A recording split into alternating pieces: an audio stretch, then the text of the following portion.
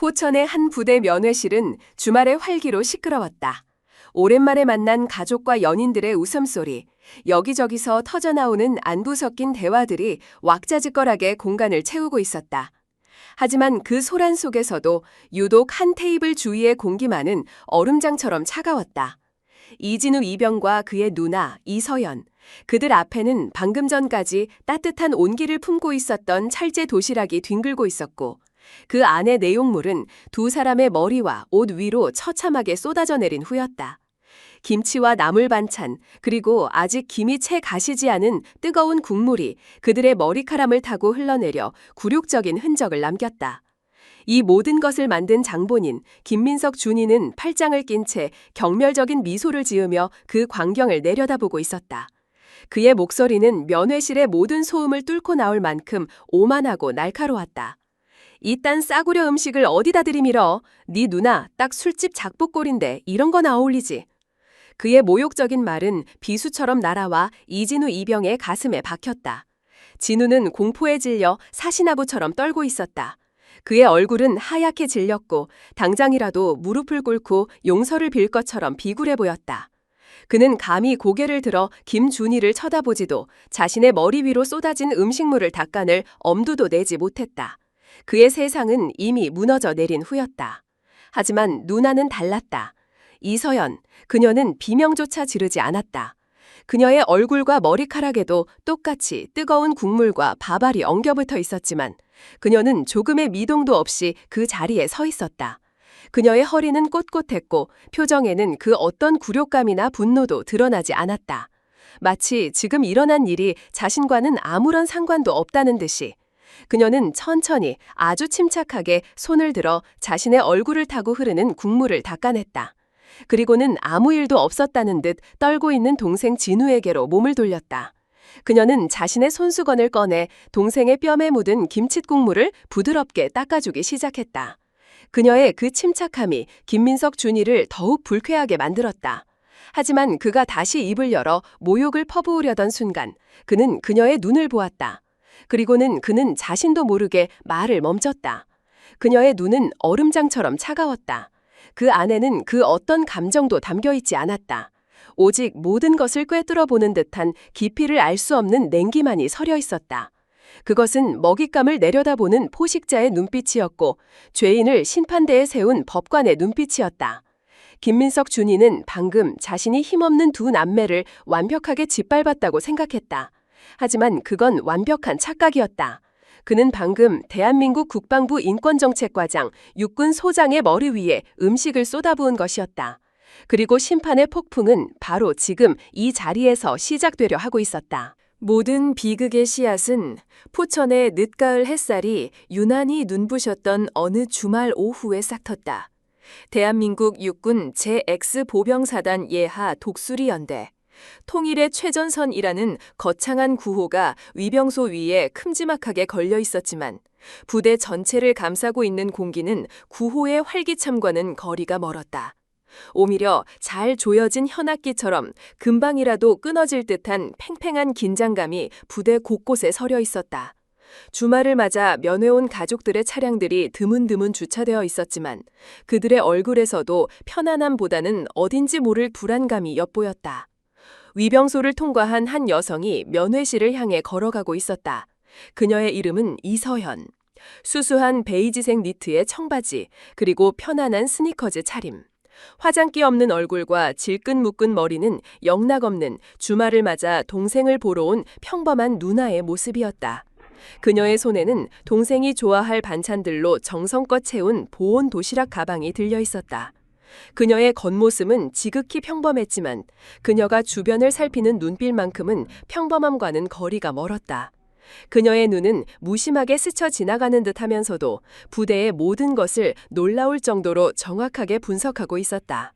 위병소 근무자의 미세하게 흐트러진 복장, 녹슨 철조망의 일부, 비효율적으로 배치된 CCTV의 사각지대. 그녀의 머릿속에서는 이 모든 것들이 데이터가 되어 차곡차곡 저장되고 있었다. 그것은 평범한 민간인의 시선이 아니었다. 그것은 수많은 사선을 넘나들며 생과 사의 경계를 체득한 최정예 특수부대 지휘관의 날카로운 통찰력이었다. 하지만 지금 그녀는 그 모든 것을 수수한 미소 뒤에 완벽하게 감추고 있었다. 오늘은 그녀가 대한민국 육군 소장이 아닌 그저 이등병 이진우의 하나뿐인 누나로 존재하는 날이었기 때문이다. 면회실 문을 열고 들어서자 왁자지껄한 소름과 함께 음식 냄새가 그녀를 맞았다. 이미 많은 가족들이 자리를 잡고 있었다. 하지만 그 활기찬 분위기 속에서도 그녀는 이질적인 긴장감을 감지했다. 병사들은 가족과 함께 있으면서도 계속해서 출입문 쪽을 힐끔거리며 누군가의 눈치를 살피는 듯했다. 마치 보이지 않는 감시자가 그들의 모든 것을 지켜보고 있기라도 한 것처럼. 누나! 저쪽 구석에서 익숙한 목소리가 들려왔다. 이제 갓 이등병 계급장을 단 아직 군복이 몸에 익지 않은 앳된 청년, 그녀의 동생 이진우였다. 그는 누나를 발견하자 세상을 다 얻은 것처럼 환한 미소를 지으며 달려왔다. 하지만 그 미소 뒤에 숨겨진 짙은 피곤함과 불안감을 이서현은 놓치지 않았다. 진우야, 잘 지냈어? 훈련은 할만하고? 서현은 동생의 어깨를 두드리며 따뜻하게 물었다. 그럼 누나, 나 완전 특급 전사 체질인가 봐. 근데 여긴 어떻게 왔어? 바쁘다고 했잖아. 진우는 애써 밝게 대답했지만 그의 눈은 여전히 불안하게 주변을 살피고 있었다. 내 동생 보러 오는데 바쁜 게 어디 있어. 네가 좋아하는 갈비찜이랑 계란말이 해왔어. 어서 앉아. 두 사람은 창가 구석에 자리를 잡았다. 서현이 도시락을 열자 맛있는 냄새가 퍼져나갔다. 진우는 허겁지겁 음식을 입으로 가져갔다. 마치 며칠은 굶은 사람처럼. 그 모습을 안쓰럽게 바라보던 서현은 동생의 손목 안쪽에 스치듯 지나간 희미한 멍자국을 발견했다. 그녀의 눈썹이 미세하게 꿈틀했지만 그녀는 아무것도 묻지 않았다. 지금 질문하는 것은 동생을 더욱 불안하게 만들 뿐이라는 것을 그녀는 잘 알고 있었다. 대신 그녀는 다른 가족들의 대화에 조용히 귀를 기울이기 시작했다. 아들, 돈은 부족하지 않고 이번 달에도 그 부대 발전기금이라는 거 또 내야 하니? 희미하게 들려오는 대화의 조각들이 그녀의 머릿속에서 불길한 그림을 그려나가고 있었다. 바로 그때였다. 쾅! 면회실 문이 거칠게 열리는 소리와 함께 모든 소음이 거짓말처럼 멎어버렸다. 방금 전까지 왁자지껄으던 면회실은 순식간에 찬물을 끼얹은 듯 조용해졌다. 모든 병사들의 얼굴이 하얗게 질 채 문 앞에 서 있는 한 사람에게 고정되었다. 김민석 준위.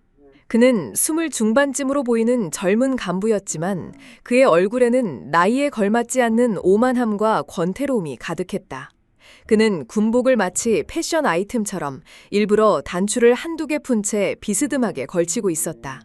그는 면회실 전체를 마치 자신의 왕국을 순시하는 왕처럼 거만한 시선으로 천천히 훑었다. 그의 시선이 닿는 곳마다 병사들은 죄인처럼 고개를 숙였다. 이진우 역시 음식을 씹던 것을 멈추고 온몸이 돌처럼 굳어버렸다. 김민석 준위의 시선이 마침내 이진우와 이서연이 앉아있는 테이블에 멈췄다. 그는 입가에 비릿한 미소를 걸친 채 그들을 향해 어슬렁어슬렁 걸어왔다. 이야, 이진우 이병, 아주 상다리가 부러지겠네. 혼자서 무슨 진수성찬을 즐기고 계신가? 그의 목소리는 꿀처럼 부드러웠지만 그 안에는 독이 서려 있었다. 아닙니다. 누나가 면회를 와서. 진우는 거의 울먹이는 목소리로 자리에서 벌떡 일어나 어설픈 차려 자세를 취했다. 김민석은 그런 진우를 경멸적으로 훑어보더니 갑자기 바닥을 가리키며 소리쳤다. 그런데 니놈 발밑은 지금 이게 무슨 꼴이지? 모두의 시선이 진우의 발밑으로 향했다. 그가 급하게 일어나면서 의자 다리가 지정된 노란색 선 밖으로 아주 약간, 정말 눈에 띄지도 않을 정도로 살짝 벗어나 있었다. 니놈은 눈이 장식인가? 아니면 내 말이 말 같지 않아?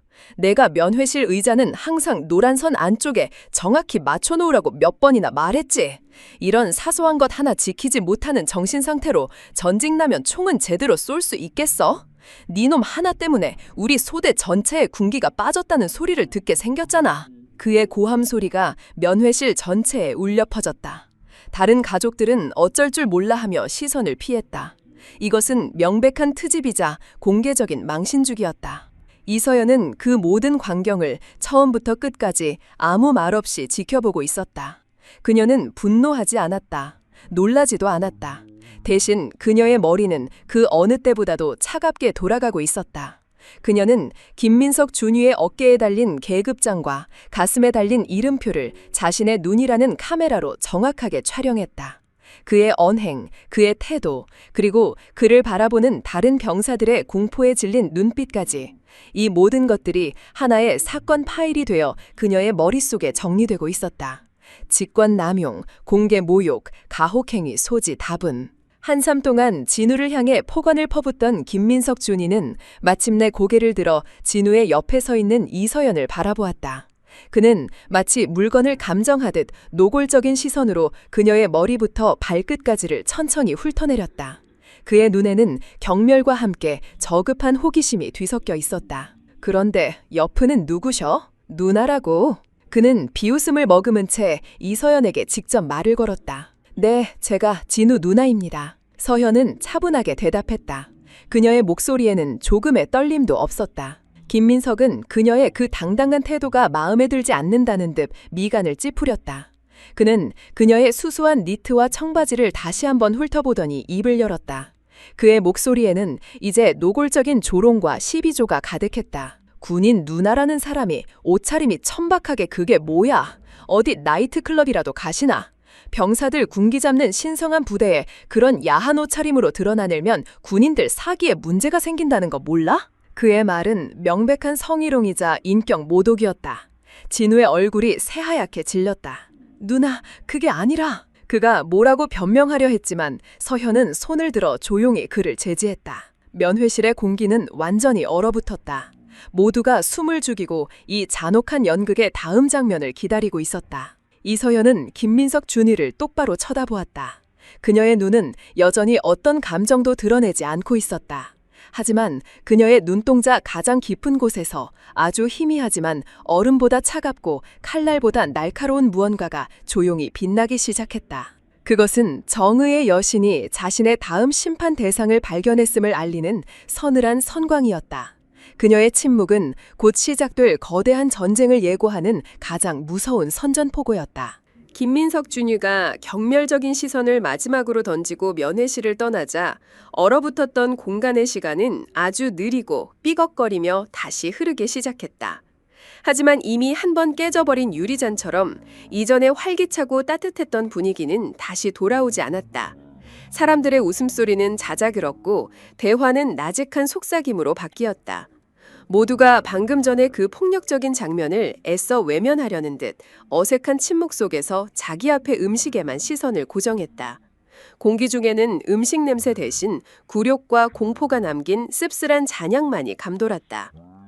김민석이라는 폭풍이 핥히고 지나간 자리의 중심에서 이진우 이병은 여전히 고개를 들지 못하고 있었다. 그의 어깨는 잘게 떨리고 있었고 두 주먹은 피가 통하지 않을 정도로 하얗게 쥐어져 있었다. 그는 죄인이었다. 감히 준이님의 심기를 거스르고 하나뿐인 누나에게 씻을 수 없는 모욕을 안겨준 죄인.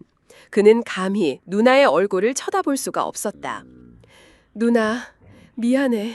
정말 미안해. 그가 간신히 쥐어짜낸 목소리는 물에 젖은 솜처럼 축축하고 힘이 없었다. 그는 자신이 당한 모욕 때문이 아니라 누나가 겪었을 수치심 때문에 괴로워하고 있었다. 이서연은 말없이 동생의 어깨를 감싸 안았다. 그녀의 손길은 따뜻하고 단단했다. 그녀의 목소리는 방금 전에 그 어떤 소란도 없었던 것처럼 놀라울 정도로 차분하고 평온했다. 네가 뭐가 미안해. 괜찮아, 진우야. 아무 일도 아니야. 어서 앉아. 갈기찜 다 식겠다. 그녀의 그 평온함이 오히려 진우의 마음을 더욱 아프게 했다. 하지만 그는 누나의 말에 거역할 수 없었다. 그는 천천히 자리에 앉았다. 방금 전까지 꿀맛 같았던 누나의 음식은 이제 모래알처럼 아무런 맛도 느껴지지 않았다. 두 사람은 한동안 말없이 꾸역꾸역 음식을 입에 넣었다. 그것은 식사가 아니라 이 끔찍한 시간을 어떻게든 버텨내기 위한 하나의 의식과도 같았다. 이서현의 머릿속은 그 어떤 군사작전 회의 때보다도 더 빠르고 냉철하게 돌아가고 있었다. 그녀의 눈앞에는 방금 전의 상황이 슬로우 비디오처럼 재생되고 있었다. 김민석 준이의 오만한 표정, 그의 모욕적인 언사, 그 앞에서 공포에 질려 아무것도 하지 못했던 동생의 모습, 그리고 주변에서 애써 시선을 피하던 다른 병사들과 가족들의 얼굴까지. 그녀의 머릿속에서는 이미 사건 파일 넘버 001이 생성되고 있었다. 대삼, 김민석 준위, 혐의, 직권남용, 공개모욕, 병사 인격권 침해, 특이사항, 피해 병사들의 극심한 공포 반응으로 보아 상습적이고 조직적인 가혹행위의 가능성 농후, 추가 정보 수집 및 분석 필요. 그녀는 동생이 갈비찜을 집기 위해 손을 뻗는 순간을 놓치지 않았다. 그의 군복 소매가 살짝 걷어 올라가며 손목 안쪽의 피부가 드러났다. 그곳에는 아주 희미하지만 분명한 흔적이 남아 있었다. 녹색과 보라색이 섞인 오래된 멍자국. 서연의 심장이 순간 차갑게 내려앉았다. 하지만 그녀의 표정에는 그 어떤 변화도 없었다. 그녀는 마치 아무것도 아니라는 듯 자연스럽게 손을 뻗어 동생의 손목을 부드럽게 잡았다. 어쩌다 다쳤어. 멍들었네. 그녀의 목소리는 여전히 따뜻했지만 그녀의 눈은 법의학자의 그것처럼 냉철하게 동생의 상처를 분석하고 있었다. 멍의 형태는 불규칙하지 않았다. 마치 5개의 손가락으로 강하게 움켜쥐었다가 놓았을 때 생기는 바로 그런 형태의 멍이었다. 멍의 색깔로 보아 최소 며칠은 지난 상처였다. 이것은 단순한 타박상이 아니었다. 명백히 누군가에 의해 가해진 폭력의 흔적이었다. 이거... 진우는 마치 불에 데인 것처럼 활짝 놀라며 그녀의 손을 뿌리쳤다. 그는 반사적으로 소매를 내려 자신의 손목을 감췄다. 그의 눈동자가 불안하게 흔들리기 시작했다. 아니야. 그냥 훈련받다가 좀 부딪혔어. 유격훈련 때 외줄 타다가 미끄러져서 그때 줄을 너무 꽉 잡았나 봐. 하하. 그는 어색하게 웃으며 둘러댔다. 하지만 그의 변명은 너무나도 서투르고 허술했다. 외줄을 타다 생긴 멍이 어떻게 손목 안쪽에 저런 형태로 생길 수 있단 말인가. 이서연은 동생을 다그치지 않았다. 지금 그를 추궁하는 것은 겁에 질린 토끼를 더 깊은 굴 속으로 몰아넣는 것과 같다는 것을 그녀는 잘 알고 있었다. 공포에 지배당한 사람은 진실을 말할 수 없다. 그녀는 일단 한 걸음 물러서기로 했다. 그래? 조심 좀 하지. 아프진 않고? 의무관한테 가보지 그랬어. 그녀는 걱정스러운 누나의 역할을 완벽하게 연기했다. 하지만 그녀의 질문은 단순한 안부가 아니었다. 그것은 상대의 거짓말에 대한 허점을 파고드는 고도로 계산된 심리적 압박이었다. 거짓말을 한 사람은 그 거짓말을 방어하기 위해 또 다른 거짓말을 만들어내야만 한다. 그리고 그 과정에서 반드시 허점을 드러내기 마련이다. 괜찮아, 정말이야. 이 정도는 뭐 군대에선 훈장이지. 다 나았어. 진우는 황급히 화제를 돌리려 했다. 누나, 근데 저번에 말한 그 프로젝트는 잘 돼가? 밤새우고 그런 거 아니지? 서연은 동생의 의도를 알아차리고 순순히 화제를 돌려주었다. 그녀는 자신의 회사 이야기, 시시콜콜한 일상 이야기를 늘어놓으며 동생의 긴장을 풀어주었다. 하지만 그녀의 머릿속 한편에서는 또 다른 작전이 조용히 시작되고 있었다. 동생의 입이 막혀 있다면 다른 곳에서 정보를 찾아야 한다. 이 면회실은 그녀에게 있어 최고의 정보 수집 장소였다. 잠시 후 그녀는 일부러 물을 쏟는 실수를 했다. 어머, 미안. 내가 잠시 화장실 좀 다녀올게. 넌 천천히 마저 먹고 있어. 그녀는 진우를 안심시키고 자리에서 일어났다. 화장실로 향하는 척하며 그녀는 면회실을 천천히 가로질렀다. 그녀의 시선은 다른 테이블에 앉아있는 가족들의 모습을 빠르게 스캔했다. 그녀는 자신의 첫 번째 목표를 정했다. 아들의 어깨를 계속 주무르며 걱정스러운 표정을 감추지 못하고 있는 한 중년의 어머니였다. 서연은 그 테이블 옆을 지나가며 마치 발을 헛디딘 것처럼 살짝 비틀거렸다.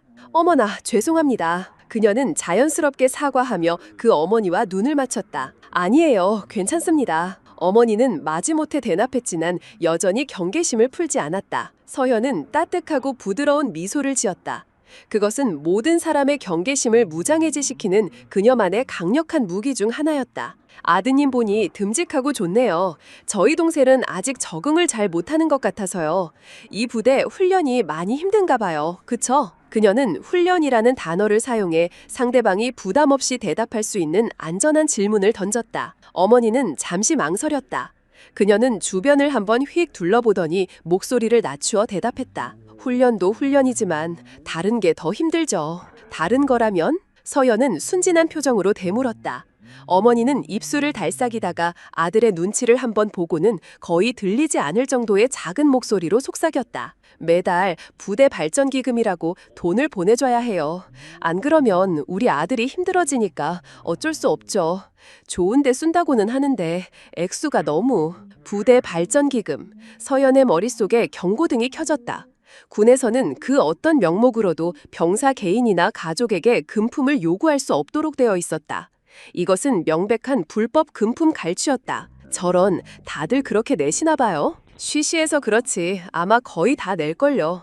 간부님들 회식비로 쓰인다는 말도 있고. 어휴, 말을 말아야지. 어머니는 더 이상 말하기를 꺼려하며 입을 다물었다. 하지만 서연은 이미 결정적인 단서를 확보했다. 조직적인 상납 시스템. 그녀는 정중하게 인사를 하고 다시 자리로 돌아왔다. 그리고 잠시 후 이번에는 음료수를 사오겠다는 핑계로 다시 자리에서 일어났다. 그녀의 다음 목표는 PX 앞에서 담배를 피우며 깊은 한숨을 내쉬고 있는 한 아버지였다. 그녀는 PX에서 음료수 2캔을 사서 나온 뒤 그 아버지에게 자연스럽게 다가갔다. 그녀는 음료수 1캔을 그에게 건넸다. 아버님, 힘드시죠? 저도 오늘 동생 보니 마음이 영 그렇네요. 남자는 의아한 표정으로 그녀를 쳐다보다가 이내 경계심을 풀고 그녀가 건넨 음료수를 받아들었다. 자식 군대 보내놓은 부모 마음이야. 다 똑같지 뭐. 아까 그 김민석 준이님이라고 하셨나요? 원래 저렇게 군기를 엄하게 잡으시나 봐요. 저희 동생이 아주 겁을 먹어서요. 서연은 다시 한번 핵심 인물의 이름을 던져 상대의 반응을 살폈다.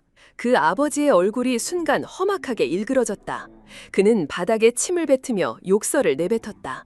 그 새끼는 인간도 아니야. 애비백 믿고 설쳐대는 망난이지. 연대장이 지 애비라니 누가 건드리겠어. 연대장의 아들. 서연의 머릿속에서 모든 퍼즐 조각이 맞춰졌다. 절대 권력자의 아들이라는 배경. 그것이 바로 김민석이 부대 안에서 무소부위의 폭력을 휘두를 수 있었던 이유였다. 이 부대는 이미 정상적인 지휘체계가 무너진 하나의 거대한 사적 왕국이나 다름없었다.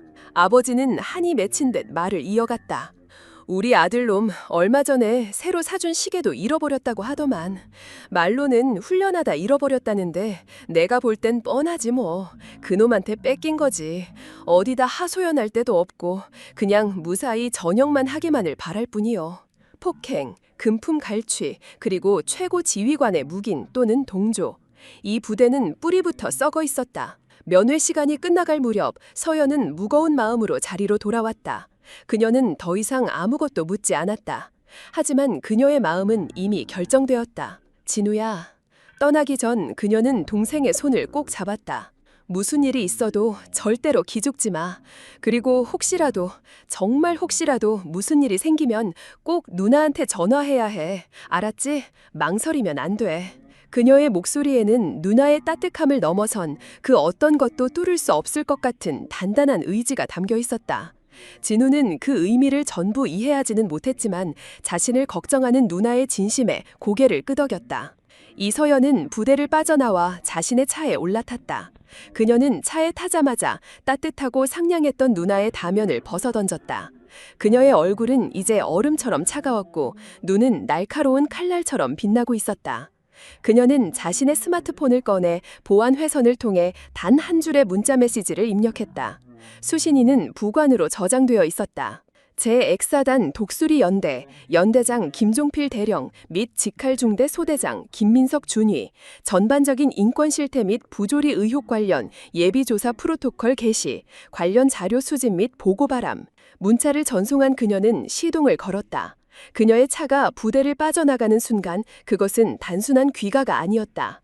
그것은 거대한 악의 심장부를 향해 정의의 여신이 자신의 칼을 빼들고 조용히 진격을 시작했음을 알리는 전쟁의 서막이었다. 첫 번째 면회가 있은 후 2주일이라는 시간은 이진우 이병에게는 2년처럼 길고 고통스러운 시간이었다. 누나가 다녀간 그날 이후 김민석 준이의 괴롭힘은 더욱 교묘하고 집요해졌다. 그는 더 이상 다른 사람들이 보는 앞에서 진우를 대놓고 모욕하지 않았다. 대신 아무도 보지 않는 생활관의 어두운 구석이나 늦은 밤에 인적 없는 창고 뒤편에서 그를 불러내 온갖 트집을 잡아 육체적, 정신적으로 그를 짓밟았다. 네 누나 때문에 부대 분위기만 망쳤다. 어디서 건방지게 민간인을 끌어들여. 같은 말 같지도 않은 이유를 대며 그는 자신의 가학적인 분풀이를 진우에게 쏟아냈다. 이진우는 하루하루가 지옥 같았지만 누나에게 걱정을 끼치고 싶지 않다는 생각, 그리고 보복이 두려워 아무에게도 말하지 못하고 속으로만 삭혀야 했다. 그리고 두 번째 면회날이 밝았다. 이서연은 이번에는 조금 다른 마음가짐으로 부대를 찾았다. 지난 2주간 그녀의 부관이 비밀리에 수집한 1차 자료들은 그녀의 불길한 예감이 틀리지 않았음을 증명하고 있었다. 연대장 김종필 대령은 과거에도 여러 차례 부하들의 공을 가로채거나 훈련 성과를 부풀려 상부에 보고한 전적이 있는 전형적인 출세지향적 기회주의자였다. 아들 김민석 준이는 임관 후 복무했던 모든 부대에서 크고 작은 마찰과 구설을 일으켰지만 아버지의 후광 덕분에 번번이 징계를 피해갔다는 사실도 확인되었다. 이 부자는 군대라는 조직이 가진 폐쇄성을 방패 삼아 자신들만의 작은 왕국을 건설하고 그 안에서 폭군으로 군림하고 있었던 것이다. 오늘 그녀는 더 이상 순진한 누나가 아니었다. 그녀는 적진의 심장부로 다시 한번 침투하는 위장한 특수 요원이었다. 그녀의 복장은 지난번과 마찬가지로 수수했지만 그 안에는 미세한 차이가 있었다. 움직임이 편한 신축성 좋은 바지, 유사시에 무기가 될 수도 있는 단단한 벨트, 그리고 모든 것을 녹화할 수 있는 초소형 녹음기가 장착된 평범한 모양의 브로치. 그녀의 모든 것은 치밀하게 계산되어 있었다. 면회실의 분위기는 2주 전보다 훨씬 더 살벌했다. 병사들의 얼굴에서는 웃음기가 완전히 사라져 있었고 마치 감시받는 죄수들처럼 서로 눈치만 살피며 나직하게 대화할 뿐이었다. 진우의 얼굴은 더욱 수척해져 있었다. 눈 밑에는 검은 그림자가 짙게 내려앉아 있었고 누나를 보며 짓는 미소는 금방이라도 부서져 내릴 것처럼 위태로워 보였다. 서연은 가슴이 미어졌지만 애써 태연한 표정을 유지하며 동생을 맞았다. 진우야, 밥은 잘 먹고 다니는 거야? 얼굴이 반쪽이 됐네. 아니야, 누나. 그냥 야간 훈련이 좀 많아서 그래. 나 완전 강철 체력이 되어가고 있다니까. 그가 애써 웃으면서 소매를 걷어 알통을 자랑하는 신용을 했다. 바로 그 순간이었다. 그의 팔꿈치 안쪽, 군복으로 가려져 있던 부분에 시커먼 멍자국이 선명하게 드러났다. 그것은 부딪혀서 생긴 멍이 아니었다. 마치 군홧발 같은 것으로 짓밟혔을 때 생기는 그런 형태의 멍이었다. 서연의 심장이 얼음 송곳으로 찔린 것처럼 차갑게 아파왔다. 그녀의 눈빛이 순간적으로 맹수처럼 번뜩했다가 이내 원래의 부드러운 누나의 눈빛으로 돌아왔다. 이 모든 변화는 0.1초도 안 되는 짧은 순간에 일어났기에 진우는 전혀 눈치채지 못했다. 김민석, 그리고 김종필, 너희들은 오늘 아주 큰 실수를 한 거다. 그녀가 속으로 피해 선고를 내리고 있을 때 예상했던 인물들이 모습을 드러냈다. 이번에도 면회실 문이 거칠게 열렸다. 김민석 준이었다. 하지만 이번에는 혼자가 아니었다. 그의 옆에는 30 초반쯤으로 보이는 아첨하는 듯한 미소를 얼굴에 달고 있는 박중희가 그림자처럼 붙어 있었다. 김민석은 의도적으로 다른 테이블은 쳐다보지도 않고 곧장 이서현과 이진우가 앉은 테이블로 다가왔다. 그의 등장은 면회실에 남아있던 마지막 옴기마저 빼앗아갔다. 어이쿠, 이희병, 또 누님이 오셨네? 아주 효자났어, 효자났어. 김민석이 비아냥거리는 말투로 시비를 걸었다. 요즘 신세대 장병들은 정신력이 약해서 그런지 가족들이 너무 자주 들락거리는 것 같습니다. 이러다 군대가 아니라 유치원이 되겠습니다. 이진우의 얼굴이 다시 하얗게 질렸다. 서연은 지난번처럼 침묵하지 않았다. 그녀는 자리에서 일어나지 않은 채 의자에 앉은 채로 고개만 들어 그들을 올려다보았다. 그리고는 희미한 미소를 지으며 입을 열었다. 두 분 이쪽은 무슨 일이십니까? 제 동생이 또 의자라도 삐뚤게 놓았습니까? 그녀의 목소리는 부드러웠지만 그 안에는 미세한 가시가 숨어 있었다. 김민석의 미간이 살짝 찌푸려졌다. 그는 이런 식으로 받아칠 줄은 예상하지 못했던 듯했다. 누님께서는 군대 일에 관심이 아주 많으신가 봐. 그가 본론으로 들어갔다. 지난번에 보니 다른 가족들한테 이것저것 묻고 다니시던데 민간인이 부대 내부 사정에 대해 그렇게 캐고 다니는 건 군사 보안에 위배될 수 있다는 사실 모르십니까? 박중희가 거들었다. 맞습니다. 저희 부대는 국가 중요시설입니다. 허가받지 않은 정보 수집 활동은 간첩행위로 오인받을 수도 있습니다. 괜한 오해 사지 마시고 조용히 면회만 하고 돌아가시는 게 신상에 이로울 겁니다. 그들의 말은 협박이었다. 너의 그 하찮은 호기심이 네 동생의 군 생활을 지옥으로 만들 수도 있다는 노골적인 경고. 진우는 겁에 질려 누나의 옷자락을 잡아당겼다. 제발 누나, 그냥 미안하다고 해. 저 사람들은 우리가 상대할 수 있는 사람들이야. 그의 눈빛이 애절하게 외치고 있었다. 하지만 이서연의 반응은 그들의 예상을 완벽하게 벗어났다. 그녀의 얼굴에서 부드러운 미소가 사라졌다. 그녀는 천천히, 아주 천천히 자리에서 일어났다. 그녀가 일어서자 앉아있을 때는 몰랐던 작지만 단단한 체구에서 뿜어져 나오는 위압감이 두 남자를 짓눌렀다. 그녀는 더 이상 겁에 질린 동생을 둔 연약한 누나가 아니었다. 그녀의 눈빛은 변호인의 그것처럼 날카로워졌고 목소리는 얼음처럼 차가워졌다. 두 분 말씀을 들어보니 몇 가지 법적인 오해가 있으신 것 같아 바로잡아 드려야겠군요. 그녀는 박중희를 먼저 쳐다보았다. 박중희님, 군사기밀보호법 제2조에 따르면 군사기밀이라 함은 그 내용이 누설될 경우 국가안전보장에 명백한 위험을 초래할 우려가 있는 군 관련 문서, 도화, 전자기록 등 특수 매체 기록 또는 물건을 지칭합니다.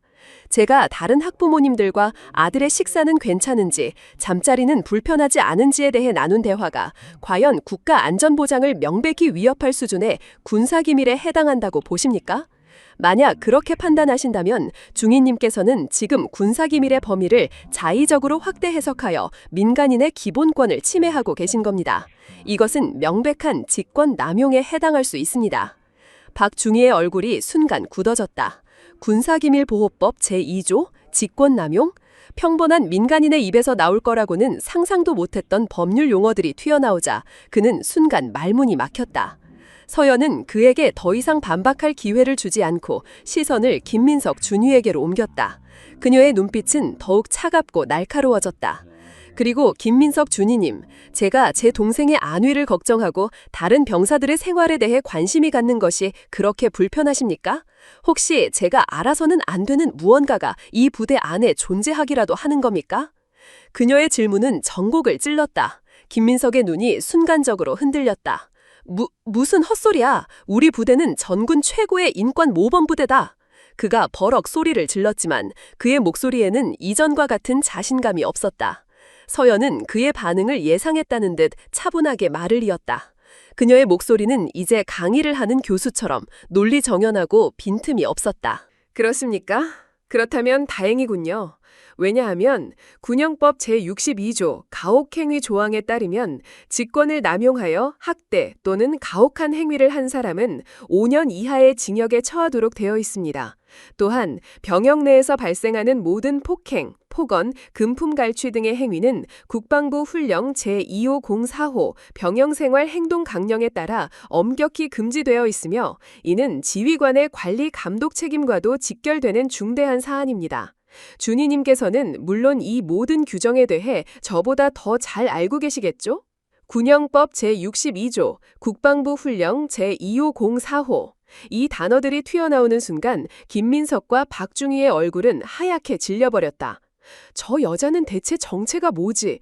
단순한 군인 가족이 아니었다. 변호사? 아니면 기자? 혹은 설마 국방부 감찰실에서 나온 사람인가? 그들의 머릿속이 복잡하게 얽히기 시작했다. 서현은 그들의 혼란을 놓치지 않고 마지막 쐐기를 박았다. 그녀는 다시 부드러운 미소를 지었다. 하지만 그 미소는 이전과는 전혀 다른 상대의 심장을 얼어붙게 만드는 서늘한 미소였다. 저는 그저 제 동생이 복무하는 부대가 준희님 말씀처럼 전군 최고의 인권 모범 부대이기를 바라는 평범한 가족일 뿐입니다. 괜한 오해로 인해 사소한 실수가 국방부 인권정책과나 중앙수사단에 정식으로 보고되는 불상사가 생기지 않았으면 하는 마음입니다. 제 지나친 관심이 두 분께 불편함을 드렸다면 사과드리겠습니다. 하지만 저는 앞으로도 제 동생과 제 동생의 전우들이 이곳에서 건강하고 안전하게 군복무를 마칠 수 있도록 가족으로서 최선의 관심을 기울일 생각입니다. 국방부 인권정책과 중앙수사단, 그녀의 입에서 나온 마지막 단어들은 두 사람에게 내려진 사형 선고나 다름없었다. 박중희는 이제 식은땀을 비 오듯 흘리고 있었다. 그는 더 이상 이 자리에 있다가는 무슨 일이 터질지 모른다는 공포에 휩싸였다. 그는 김민석의 옆구리를 쿡쿡 찌르며 눈짓을 보냈다. 김민석은 자존심 때문에 쉽게 물러서지 못했다. 하지만 그의 머릿속 역시 경고음이 미친 듯이 울리고 있었다. 저 여자는 위험하다. 절대로 건드려서는 안 되는 상대다. 그는 애써 태연한 척 헛기침을 하며 굴욕적인 퇴각을 준비했다. 쳇, 말 한번 잘난 체 하네. 우리는 그저 부대 보안을 위해 원칙대로 말씀드린 것뿐이요. 우리는 감시할 테니 앞으로 행동 조심하라고. 그는 마지막까지 허세를 부리며 꼴사납게 으름장을 놓고는 박중희를 이끌고 서둘러 면회실을 빠져나갔다. 그들의 뒷모습은 승리자의 그것이 아닌 강력한 천적을 만나 혼비백산하여 도망치는 하이에나의 모습과도 같았다. 그들이 사라지자 면회실에는 다시 한번 정적이 흘렀다. 하지만 이번의 정적은 이전과는 전혀 다른 의미의 정적이었다. 그것은 공포가 아닌 경외감과 충격으로 인한 침묵이었다. 주변에서 이 모든 광경을 지켜보던 다른 가족들은 믿을 수 없다는 표정으로 이서현을 바라보고 있었다. 그리고 그 중에서 가장 큰 충격을 받은 사람은 바로 이진우 이병이었다. 그는 멍하니 자신의 누나를 바라보았다. 방금 전 저 2명의 간부를 말 한마디로 제압해버린 저 사람이 정말 자신이 알던 그 다정하고 평범한 누나가 맞단 말인가? 그녀는 대체 누구일까? 그녀의 진짜 모습은 무엇일까? 그의 머릿속에 처음으로 자신의 누나에 대한 거대한 의문과 함께 전에 없던 강력한 경외심이 싹트기 시작했다. 이서현은 동생의 혼란스러운 눈빛을 마주하며 아무 말 없이 그의 어깨를 한 번 더 두드려 주었다. 그녀는 알고 있었다. 오늘 그녀의 행동으로 인해 김민석과 그의 아버지는 이제 자신을 본격적으로 의심하고 뒷조사를 시작할 것이라는 것을, 그리고 그들의 압박은 더욱 거세질 것이라는 것을. 전면전은 피할 수 없게 되었다. 하지만 그녀는 두렵지 않았다. 오히려 그녀의 심장은 차갑게 뛰고 있었다. 사냥감이 마침내 사냥꾼의 존재를 알아차리고 함정을 파기 시작한 것이다. 이제부터가 진짜 전쟁의 시작이었다. 그날 저녁, 독수리 연대 연대장실의 공기는 끓는 점 직전의 물처럼 부글거리고 있었다. 방 아래는 값비싼 양주 냄새와 고급 시가 연기가 자욱했다. 연대장 김종필 대령은 최고급 가죽 소파에 깊숙이 몸을 묻은 채 딱딱한 얼음이 담긴 크리스털 잔을 신경질적으로 흔들고 있었다. 그의 앞에는 아들 김민석 준이가 안절부절 못하는 자세로 서 있었다. 낮에 면회실에서 당한 굴욕감과 정체 모를 여자에 대한 불안감이 그의 얼굴에 고스란히 드러나 있었다. 그래서 그 계집이 군영법이랑 국방부 훈령을 줄줄 읊었다, 이 말이냐? 김종필 대령이 나직하게 물었다. 그의 목소리는 조용했지만 그 안에는 아들을 향한 실망감과 낯선 적의 출현에 대한 짜증이 뒤섞여 있었다. 네, 아버지. 그냥 평범한 여자가 아니었습니다. 말투나 눈빛이 꼭 저희를 신문하는 감찰관 같았습니다. 군사기밀보호법이니 직권 남용이니 막힘없이 쏟아내는데 순간 말문이 막혔습니다. 김민석은 그때의 상황을 떠올리는 것만으로도 다시 얼굴이 화끈거리는 듯했다. 자신의 왕국이라고 생각했던 부대 안에서, 그것도 힘없는 이등병의 누나라고 생각했던 여자에게 완벽하게 논리적으로 제압당했다는 사실을 인정하기는 쉽지 않았다. 멍청한 놈. 김종필이 혀를 차며 잔을 테이블에 거칠게 내려놓았다. 쨍! 하는 날카로운 소리가 방 안에 울렸다. 고작 계집 하나 제대로 처리 못해서 이 사단을 만드나? 내 놈이 조금만 더 머리를 썼더라면 그런 식으로 공개적으로 망신을 당할 게 아니라 뒤에서 조용히 처리할 수도 있었을 게 아니냐? 죄송합니다, 아버지. 하지만 정말 이상했습니다. 아무리 봐도 평범한 옷차림에. 옷차림이 중요한 게 아니야, 이놈아. 중요한 건 그 여자가 아는 게 너무 많다는 사실이다. 김종필 대령의 눈이 번뜩였다. 그는 수십 년간 군대라는 거대한 정글 속에서 온갖 권모술수를 동원해 살아남은 노회한 사냥꾼이었다. 그의 동물적인 감각이 경고 신호를 보내고 있었다. 이번 상대는 그동안 그가 무시하고 짓밟아왔던 어수룩한 병사나부랭이나 순진한 부모들과는 차원이 다른 존재였다. 변호사 아니면 기자일 수도 있습니다. 어쩌면 인권단체 같은 곳에서 일부러 접근했을 가능성도 배제할 수 없지. 그는 시가를 깊게 빨아들인 후 허공에 연기를 뿜어내며 말을 이었다. 가장 최악의 시나리오는 국방부나 사단 감찰실에서 보낸 끈아풀일 가능성이다. 그의 마지막 말에 김민석의 얼굴이 하얗게 질렸다. 감찰실, 군인에게 있어 저승자와도 같은 그 이름. 만약 그 여자가 정말 감찰실 소속이라면 자신들이 지난 수년간 저질러온 모든 비리들이 한순간에 드러날 수도 있었다. 부대 발전기금이라는 명목으로 꺼둬들인 돈, 병사들에게 상납받은 금품, 그리고 셀 수 없이 자행해온 폭행과 가혹행위들, 그 모든 것들이 자신들의 목을 조여오는 밧줄이 될 터였다. 아버지, 설마요. 그랬다면 벌써 부대가 뒤집혔겠죠. 아직은 아니다. 그 여자의 행동으로 보아 아직 확증을 잡지 못하고 정보를 수집하는 단계일 가능성이 높아. 우리에게 꼬리가 잡히기를 기다리고 있는 거겠지. 김종필의 머리는 빠르게 돌아가기 시작했다. 위기는 곧 기회였다. 적이 누구인지 알 수 없다면 적이 스스로 정체를 드러내게 만들면 된다. 그리고 가장 효과적인 방법은 적의 가장 약한 고리를 공격하는 것이었다. 그의 시선이 아들에게 향했다. 그의 눈에는 뱀처럼 교활하고 차가운 빛이 감돌았다. 민석아, 내 아버지. 그 이진우라는 놈, 그 놈을 지금부터 철저하게 감시하고 더욱 강하게 압박해라. 네? 하지만 그랬다가는 그 여자가 또...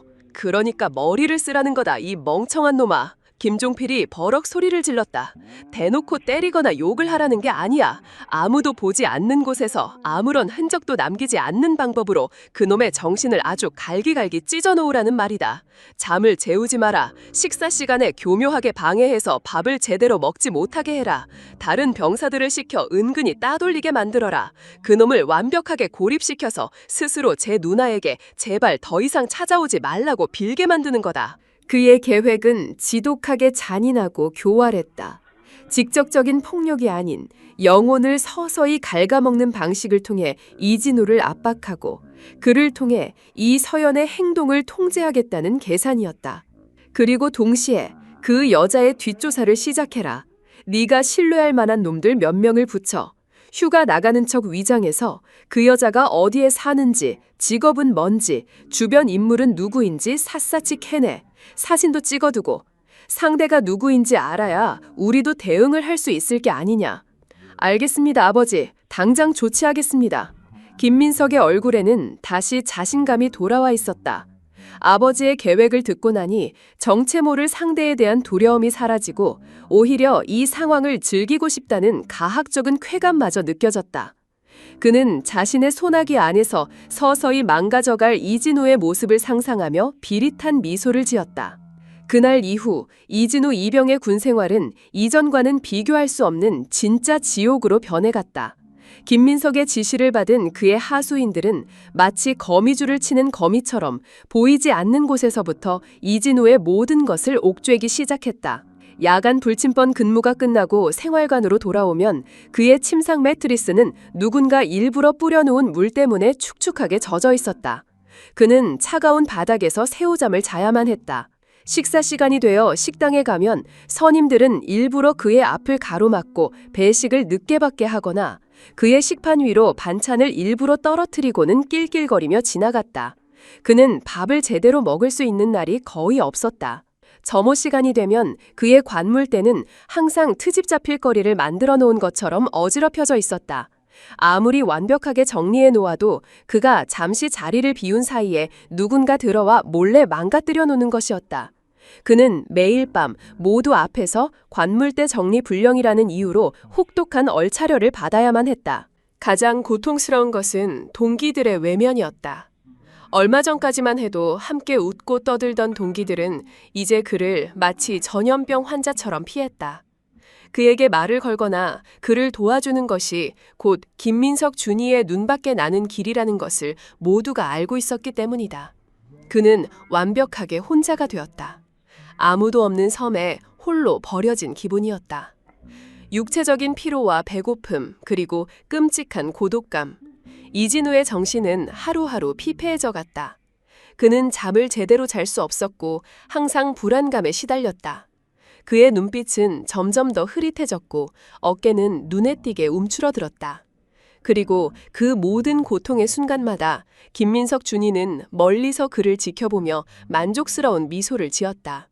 그는 진우가 무너져 내리는 모습을 즐기고 있었다. 그는 가끔씩 진우를 따로 불러내 마치 걱정해주는 척하며 그의 어깨를 두드렸다. 어이, 이 이병, 요즘 많이 힘들어 보인다? 무슨 일 있어? 혹시 네 누나가 또 무슨 문제라도 일으킨 건 아니겠지? 나는 그냥 네가 걱정돼서 그래.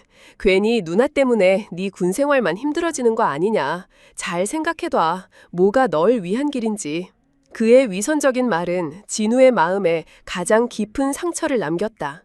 이 모든 고통이 정말 누나 때문인 것만 같았다. 누나가 괜히 나서서 일을 크게 만드는 바람에 자신이 이렇게 고통받고 있는 것이라고. 그는 누나를 원망하기 시작했다. 그리고 동시에 그런 생각을 하는 자기 자신이 혐오스러워 견딜 수가 없었다. 그의 내면은 이미 갈기갈기 찢겨나가고 있었다. 한편 김민석의 지시를 받은 부하들은 휴가를 나가는 척 위장하여 이서연의 뒤를 밟기 시작했다. 하지만 그들은 곧 자신들이 얼마나 어리석은 짓을 하고 있는지를 깨닫게 되었다. 이서연은 평범한 여자가 아니었다. 그녀는 대한민국 최고의 특수부대 707 특임대에서 수년간 생과 사를 넘나들며 대테러 및 첩보 작전을 수행했던 베테랑 중의 베테랑이었다. 미행과 추적은 그녀의 전문 분야였다. 그녀는 자신에게 어설픈 꼬리가 붙었다는 사실을 집을 나선 지 5분도 채 되지 않아 간파했다. 그녀는 그들을 비웃었다. 마치 어설픈 사냥 기술을 가진 풋내기들을 가지고 노는 노련한 호랑이처럼. 그녀는 일부러 복잡한 도심의 뒷골목으로 그들을 유인했다. CCTV가 없는 사각지대를 이용해 순식간에 시야에서 사라졌다가 전혀 예상치 못한 곳에서 다시 나타나 그들을 혼란에 빠뜨렸다. 백화점에 들어가는 척하다가 비상계단을 통해 순식간에 건물을 빠져나오기도 하고 지하철에서는 문이 닫히기 직전에 내렸다 타기를 반복하며 그들을 농락했다. 며칠간의 미행 끝에 김민석의 부하들이 얻은 정보는 아무것도 없었다. 오히려 그들은 자신들이 완벽하게 역으로 감시당하고 있다는 공포에 휩싸여 김민석에게 미행 불가라는 보고를 올릴 수밖에 없었다. 그들이 찍은 사진이라고는 인파 속에서 희미하게 보이는 그녀의 뒷모습이나 옆모습이 전부였다. 김민석은 보고를 받고 격노했다. 하지만 동시에 그의 마음속에 자리 잡았던 막연한 불안감은 이제 확신에 가까운 공포로 변해가고 있었다. 저 여자는 대체 누구인가? 그녀의 진짜 정체는 무엇인가? 그녀의 평범한 모습 뒤에는 상상조차 할 수 없는 거대한 무언가가 숨어 있는 것만 같았다. 눈에 보이는 적보다 보이지 않는 적이 더 무서운 법이다. 이서현이라는 존재는 이제 김종필 대령과 김민석 준위에게 애써 언제 터질지 모르는 시한폭탄과도 같은 제거해야만 하는 가시가 되었다. 그들은 깨닫지 못했다. 자신들이 제거하려 하는 그 가시가 사실은 자신들의 부패한 심장을 겨누고 있는 정의의 칼날이라는 사실을. 운명의 세 번째 면회날이 서서히 다가오고 있었다. 그리고 그날은 모두의 예상을 뛰어넘는 파국의 서막이 될 터였다. 운명의 세 번째 면회일. 하늘은 마치 곧 벌어질 비극을 예고라도 하듯 잔뜩 찌푸린 얼굴로 잿빛 구름을 낮게 들이우고 있었다. 부대를 감싸는 공기는 이전보다 훨씬 더 무겁고 축축했다. 이서현이 위병소를 통과할 때 근무를 서고 있던 병사들은 그녀를 흘기 쳐다보며 자기들끼리 무언가 수군거렸다. 그들의 눈에는 더 이상 단순한 호기심이 아닌 동정과 연민, 그리고 약간의 두려움이 뒤섞여 있었다. 부대 전체에 이미 소문이 파다하게 퍼져 있다는 증거였다. 이진우 이병의 누나, 간부에게 대들었던 그 독한 여자. 이서현은 그 모든 시선을 묵묵히 받아내며 면회실로 향했다. 그녀의 손에는 이전과 마찬가지로 정성스럽게 싼 도시락 가방이 들려 있었지만 그녀의 마음은 그 어느 때보다도 차갑고 단단했다. 지난 몇 주간 그녀는 동생과의 짧은 통화를 통해 그가 겪고 있을 고통을 짐작하고 있었다.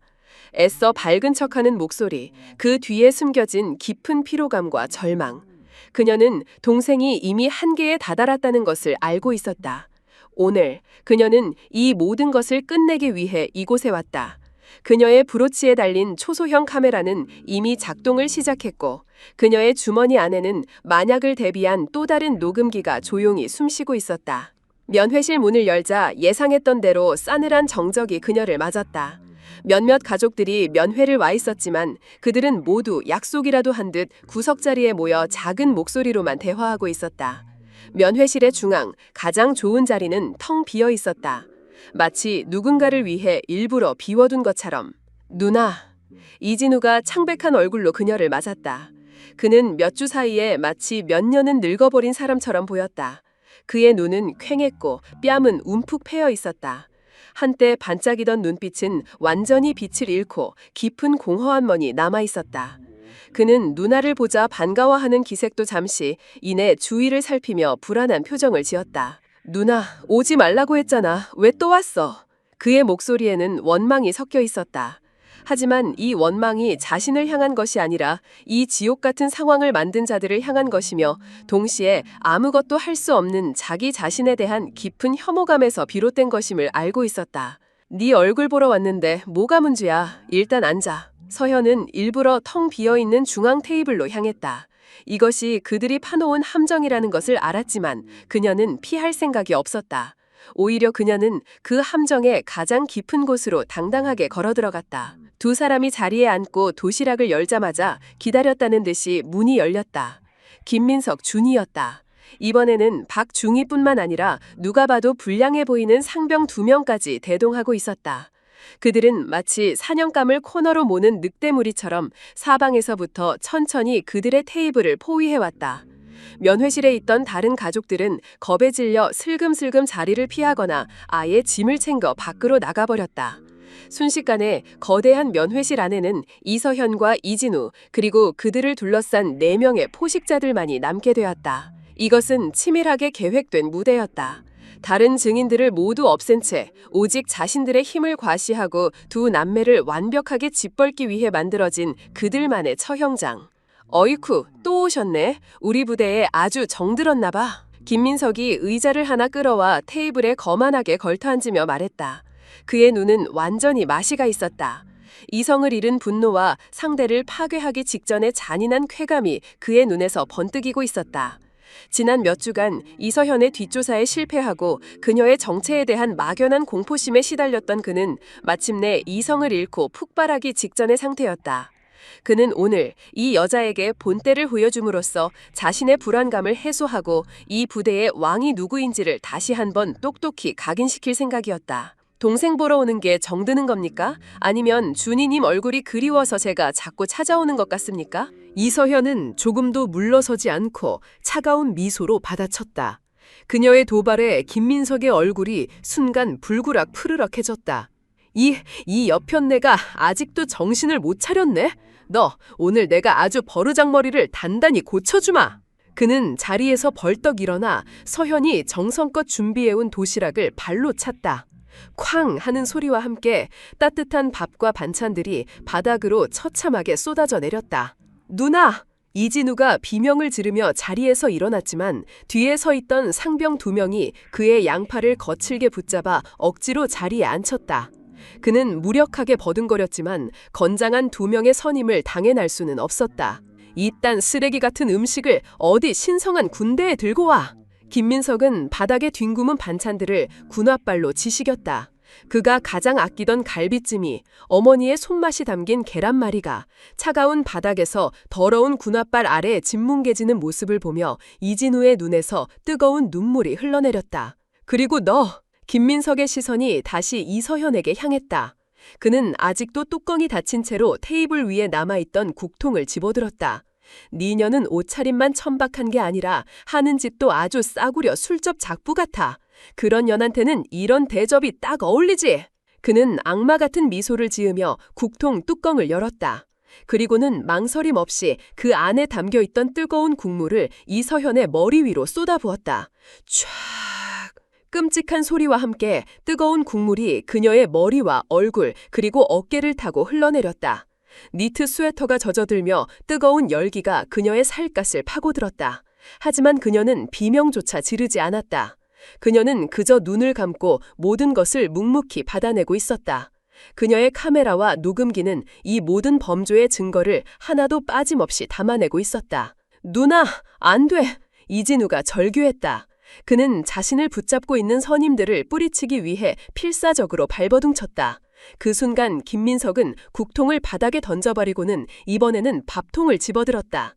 네 년만 당하면 억울하지. 네 놈도 똑같이 당해봐라. 그는 이진우에게 다가가 그의 머리채를 거칠게 움켜쥐고 뒤로 젖혔다. 그리고는 남은 밥을 그의 얼굴과 머리 위에 통째로 쏟아부었다. 밥알들이 그의 얼굴에 달라붙고 군복 안으로 파고들었다. 진우는 숨을 제대로 쉴 수 없었다. 굴욕감과 고통에 그의 의식이 멀어지는 것 같았다. 김민석과 그의 패거리들은 그 처참한 광경을 보며 짐승처럼 낄낄거리고 웃었다. 그들의 웃음소리가 텅 빈 면회실을 가득 메웠다. 그들은 완벽한 승리를 거두었다고 생각했다. 감히 자신들의 권위에 도전했던 그 건방진 여자와 그녀의 동생을 모든 자존심을 빼앗고 완벽하게 짓뭉갰다고. 꼴 좋네. 이제 알겠어? 여기가 어디고 내가 누군지. 다시 한번 내 눈에 띄면 그땐 이걸로 안 끝나. 김민석은 마지막으로 경멸적인 한마디를 던지고 몸을 돌려 떠나려 했다.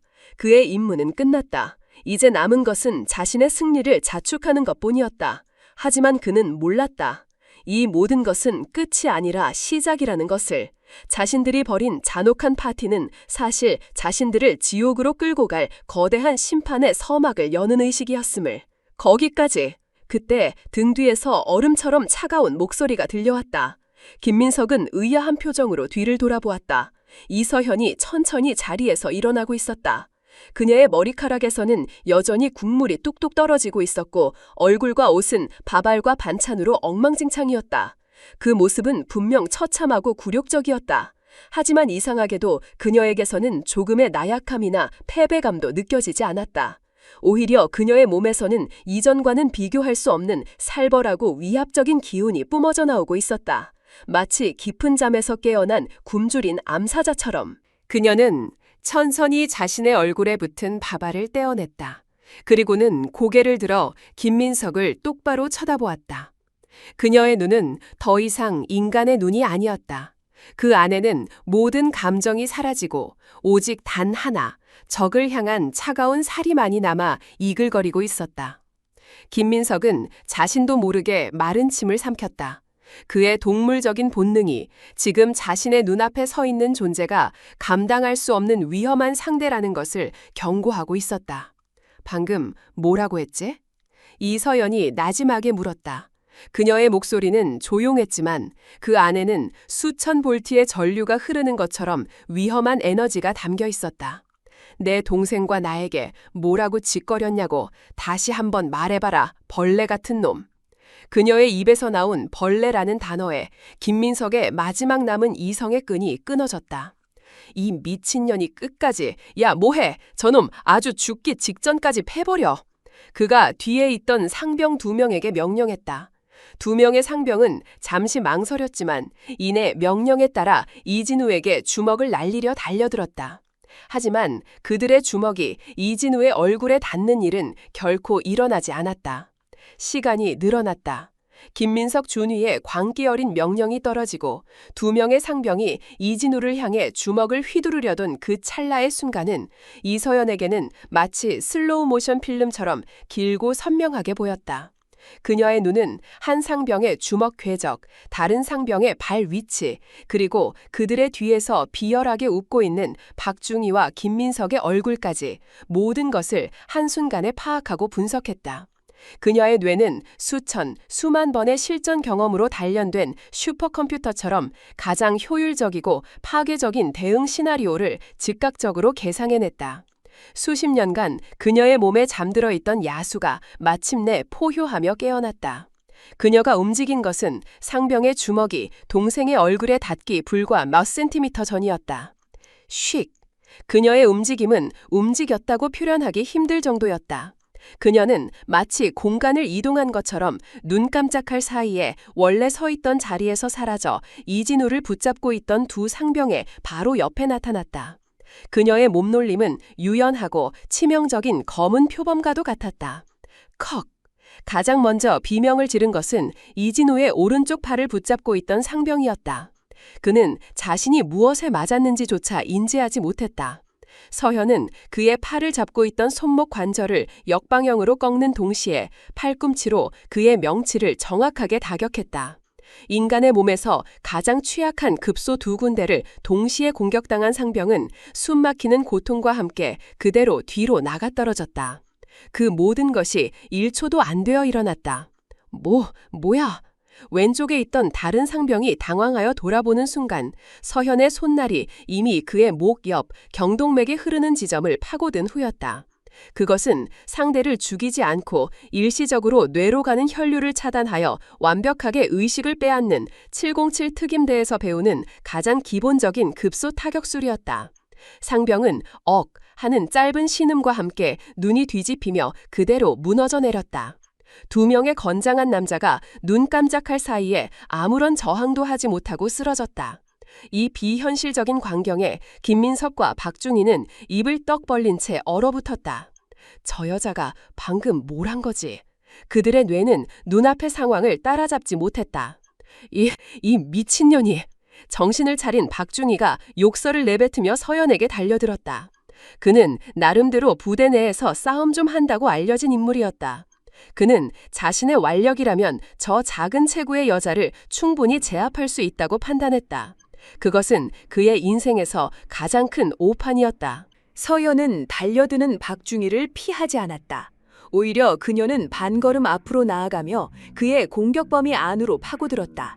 그녀는 그의 주먹을 한 손으로 가볍게 흘려보내는 동시에 다른 손으로는 그의 군복 멱살을 잡아챘다.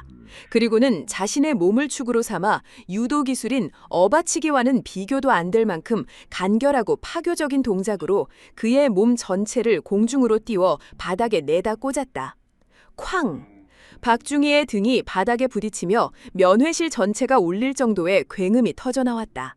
그는 폐 속의 모든 공기가 한꺼번에 빠져나가는 고통 속에서 눈알이 튀어나올 것 같은 충격을 느끼며 그대로 의식을 잃었다.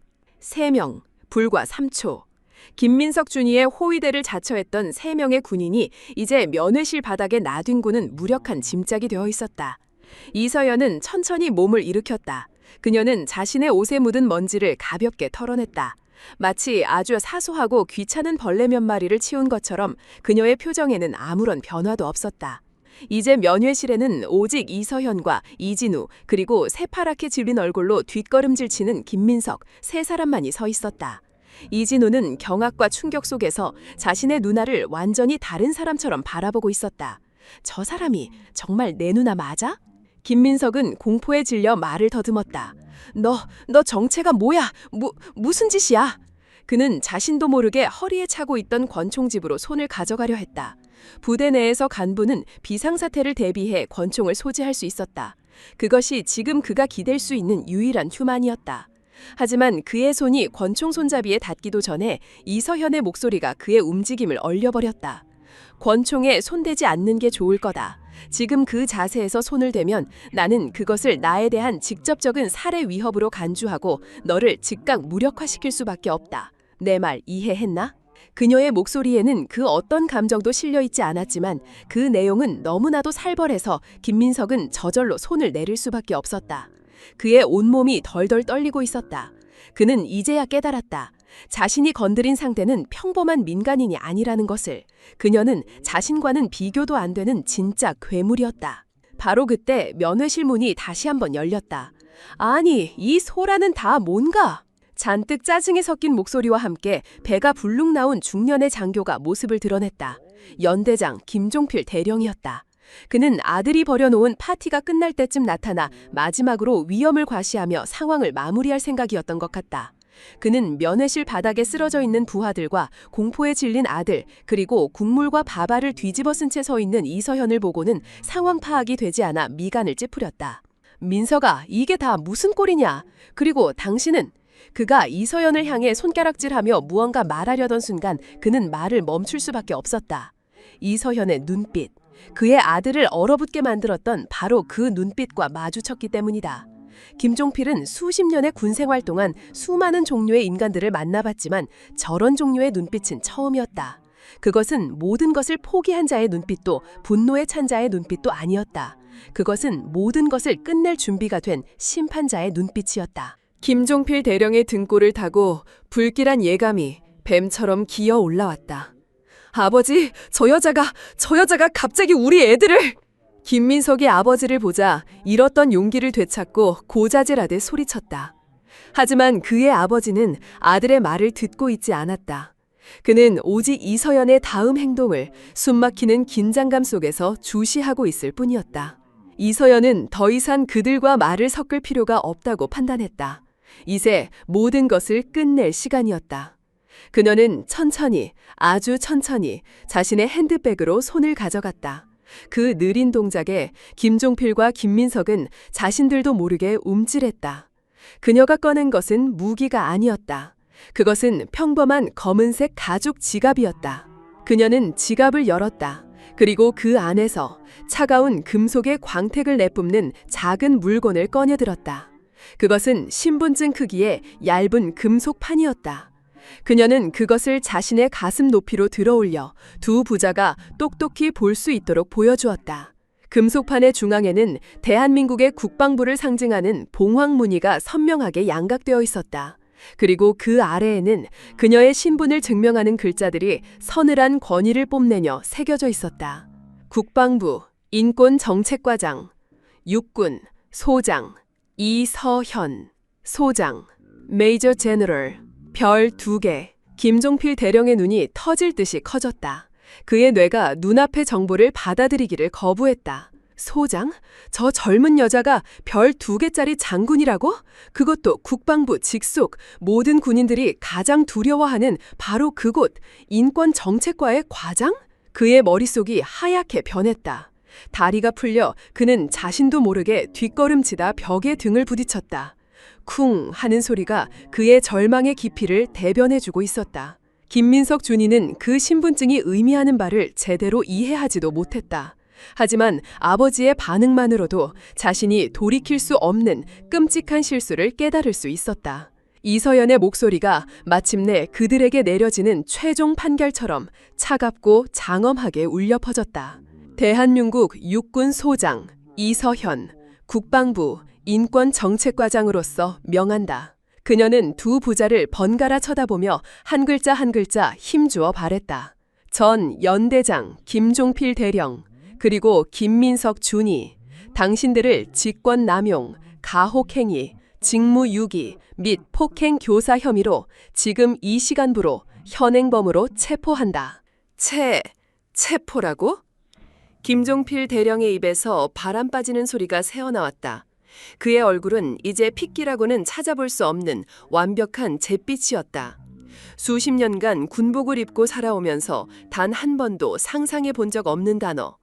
자신이 아닌 다른 누군가를 향해서만 사용했던 그 단어가 이제 칼날이 되어 자신의 심장을 겨누고 있었다.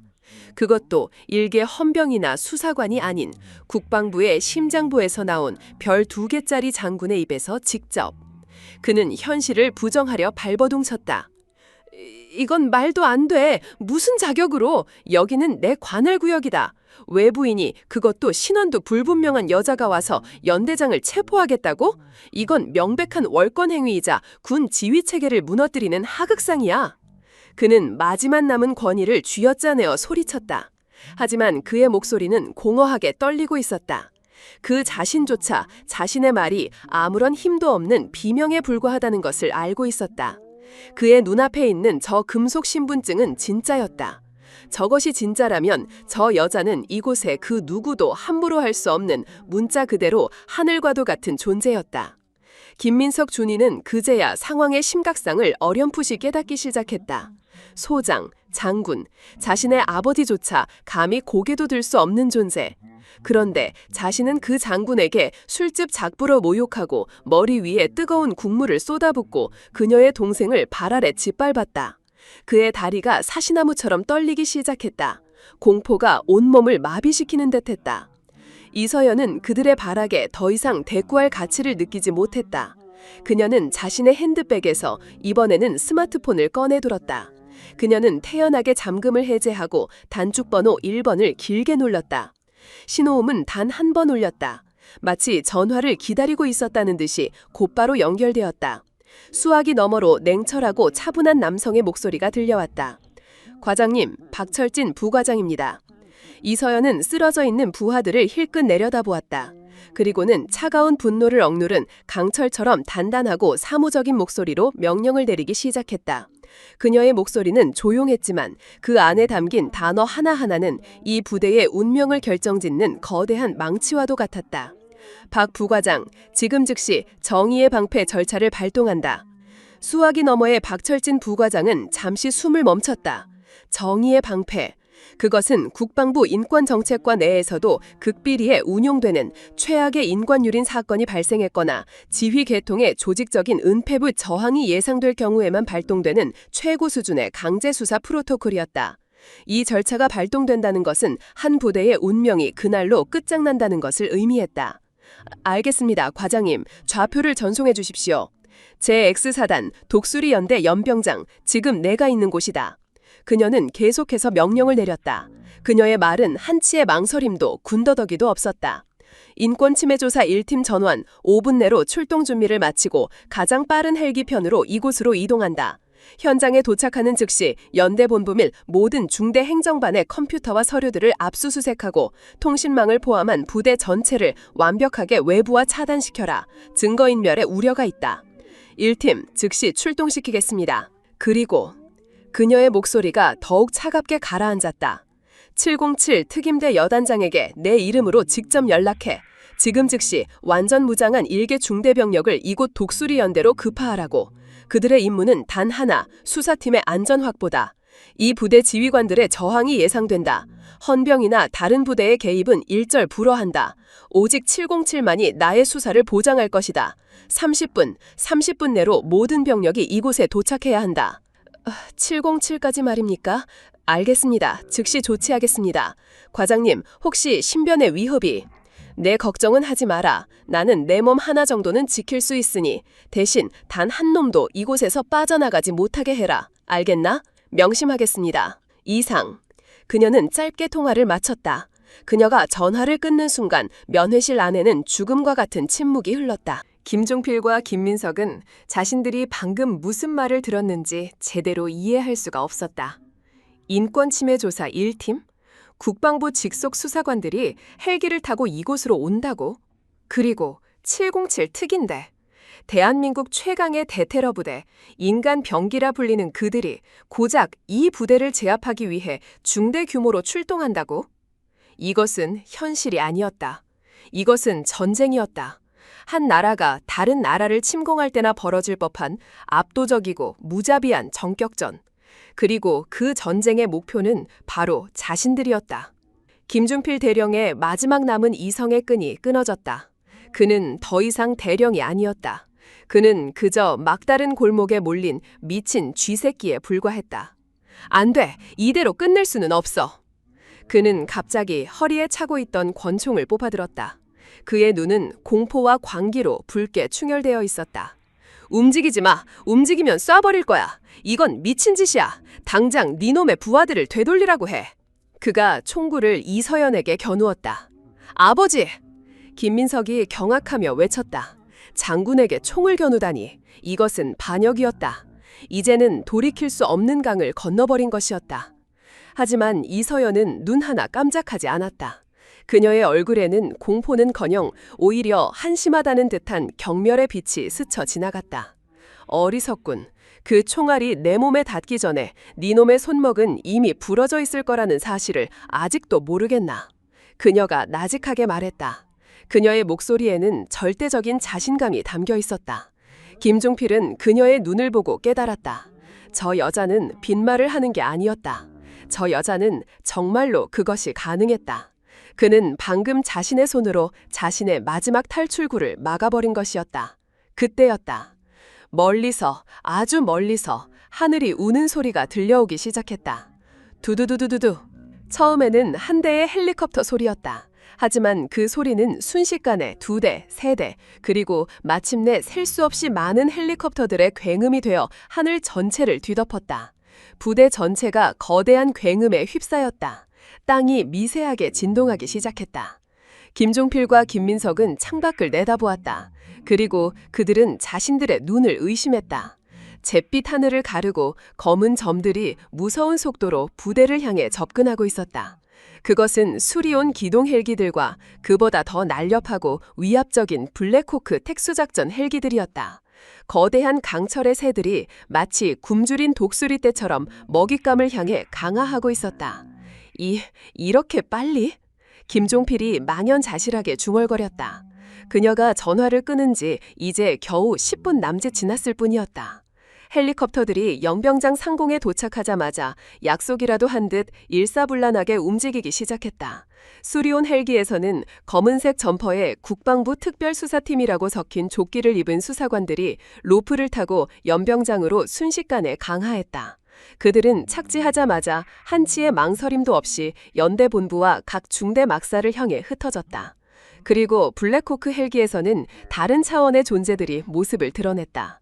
머리부터 발끝까지 검은색 특수 전투복과 방탄장비로 무장하고 얼굴에는 복면을 쓴 채 오직 살기 어린 두 눈만이 빛나고 있는 군인들. 그들의 손에는 최신형 K2C1 소총에 들려 있었고 그들의 움직임 하나하나는 치밀하게 계산된 살인 병기의 그것이었다. 대한민국 육군 특수전사령부 제707 특수임무잔 그들이었다. 그들은 연병장에 내리자마자 한치의 오차도 없는 기계적인 움직임으로 부대의 모든 출입구와 주요 길목을 완벽하게 장악하고 봉쇄했다. 연대 위병소는 이미 그들의 손에 넘어갔고 부대의 모든 통신망은 완벽하게 차단되었다. 이제 이 부대는 세상으로부터 완벽하게 고립된 하나의 거대한 감옥이 되었다. 부대 전체가 아비규환에 빠졌다. 갑작스러운 헬기 소리와 완전 무장한 특임대의 등장에 영내에 있던 모든 장병들은 무슨 일이 일어났는지도 모른 채 공포에 떨어야 했다. 당직 사령이 상황을 파악하려 달려나왔지만 그의 앞을 가로막은 것은 707 대원의 차가운 총구뿐이었다. 국방부 직권에 따른 특별 감찰 활동 중이다. 모든 병력은 현 위치에서 대기하고 지시에 따르지 않을 시에는 적으로 간주하여 즉각 사살한다. 이 모든 광경을 김종필과 김민석은 면회실 창문을 통해 넋을 잃고 바라보고 있었다. 자신들의 왕국이, 자신들의 성이 외부에서 온 압도적인 힘 앞에 불과 몇 분 만에 무너져 내리는 모습을. 김종필의 손에서 권총이 힘없이 떨어졌다. 철컥, 그의 마지막 저항 의지가 꺾이는 소리였다. 잠시 후 면회실 문이 다시 한번 거칠게 열렸다. 이번에는 박철진 부과장을 선두로 한 수사팀과 707 중대장이 직접 모습을 드러냈다. 그들은 바닥에 쓰러져 있는 사람들과 엉망이 된 면회실, 그리고 넋이 나간 두 부자를 보고는 상황을 즉시 파악했다. 박철진 부과장은 이서연에게 다가가 그녀의 엉망이 된 모습을 보고는 분노를 감추지 못했다. 과장님, 괜찮으십니까? 이놈들이 감히! 나는 괜찮다. 이서연은 그의 말을 막았다. 그녀는 손가락으로 이제 완전히 넋이 나가버린 김종필과 김민석을 가리켰다. 저 두 사람, 그리고 바닥에 쓰러져 있는 저 3명, 전원 체포해서 특별 격리실에 수감하도록. 그 어떤 외부와의 접촉도 허용해서는 안 된다.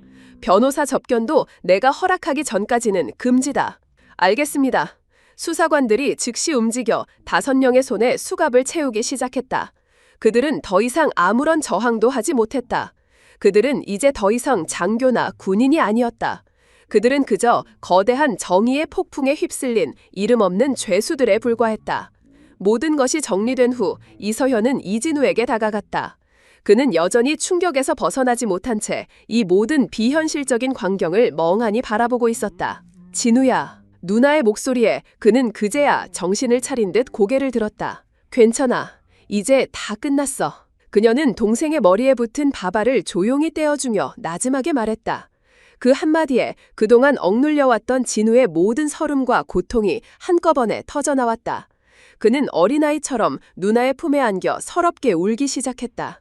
이서연은 우는 동생을 조용히 안아주었다. 그녀의 눈은 창밖에서 시작되고 있는 거대한 정의의 폭풍을 차갑게 그리고 아주 차갑게 응시하고 있었다. 그녀의 전쟁은 이제 막 시작되었을 뿐이었다.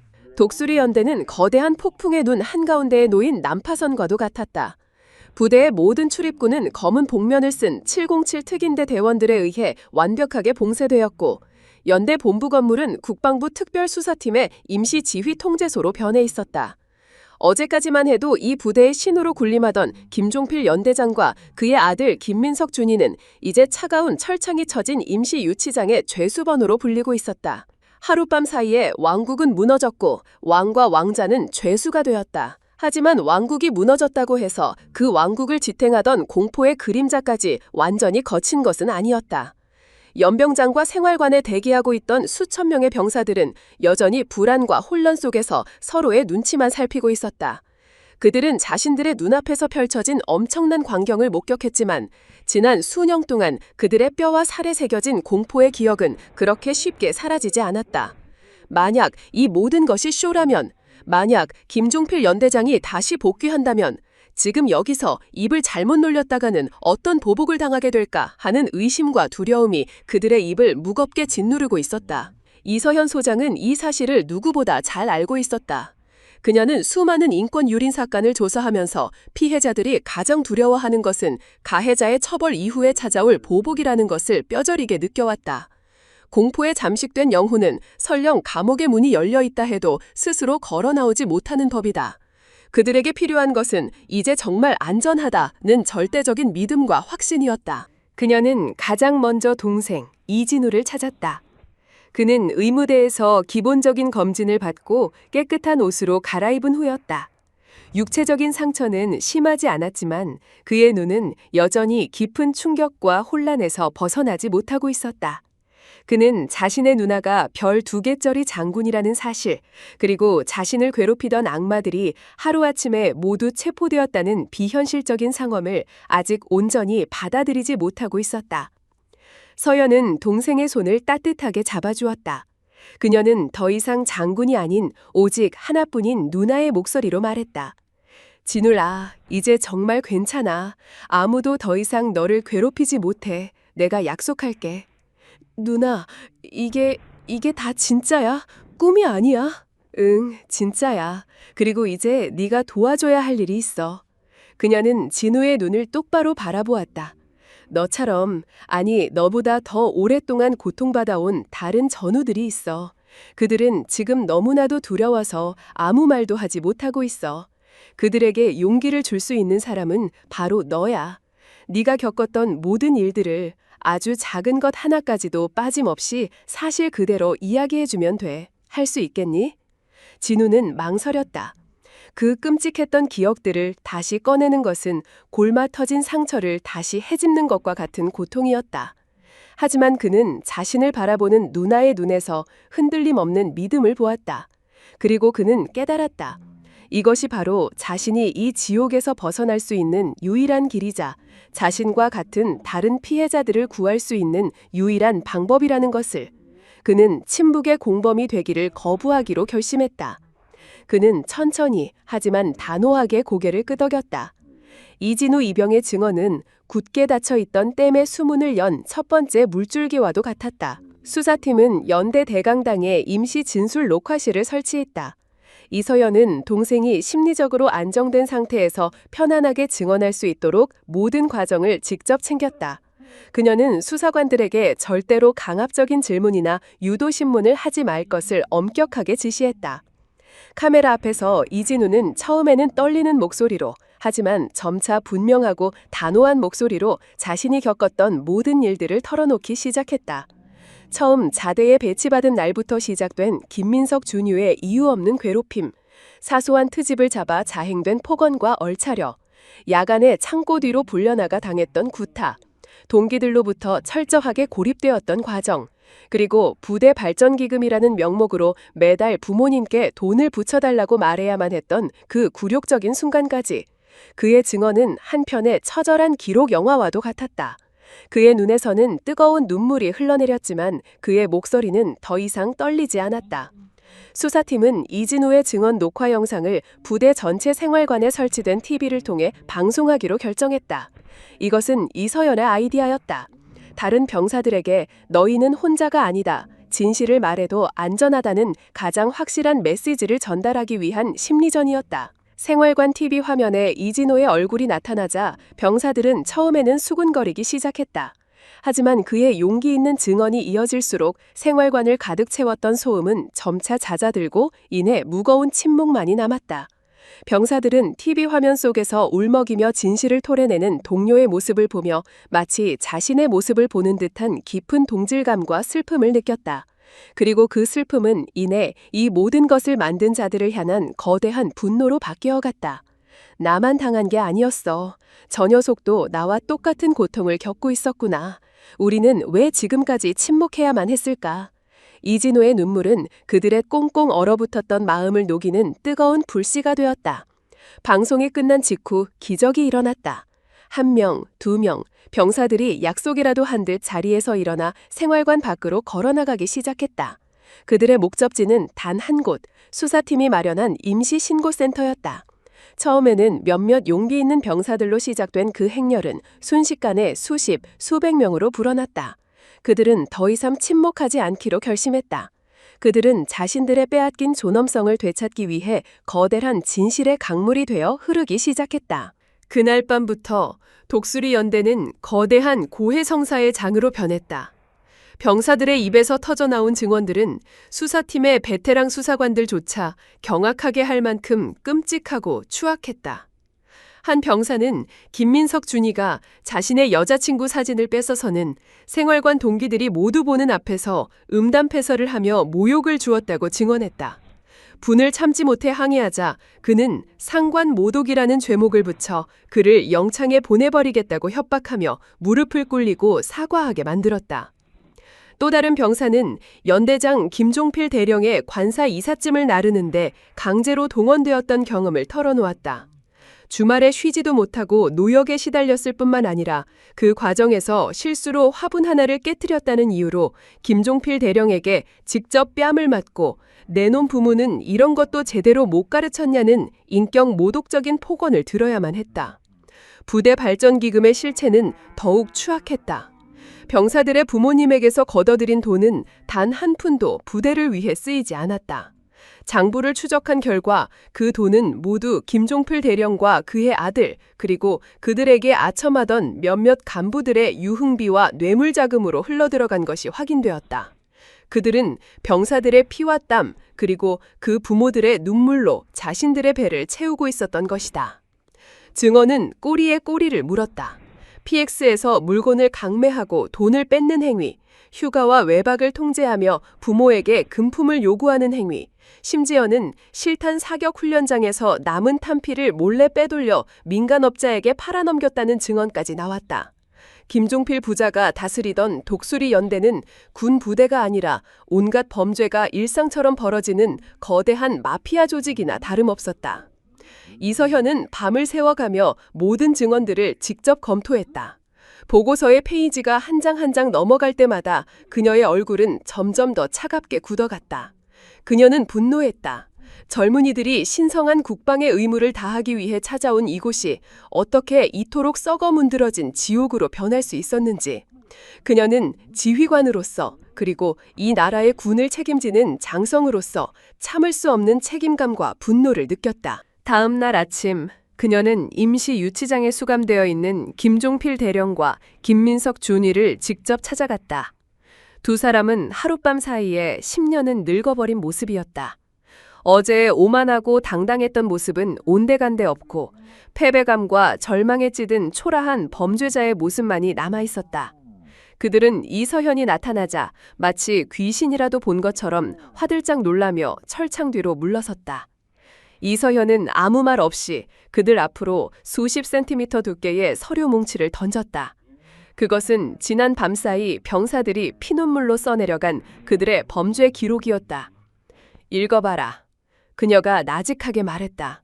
너희들이 강철 군기와 지휘관의 권위라는 이름 아래 이 젊은 영혼들에게 무슨 짓을 저질렀는지 너희들의 눈으로 직접 확인해봐라.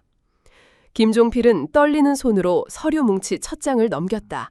그곳에는 자신에게 뺨을 맞았던 병사의 증언이 날짜와 시간까지 정확하게 기록되어 있었다. 그는 황급히 다음 장을 넘겼다. 그곳에는 또 다른 병사의 또 다른 피해 사실이 적혀 있었다.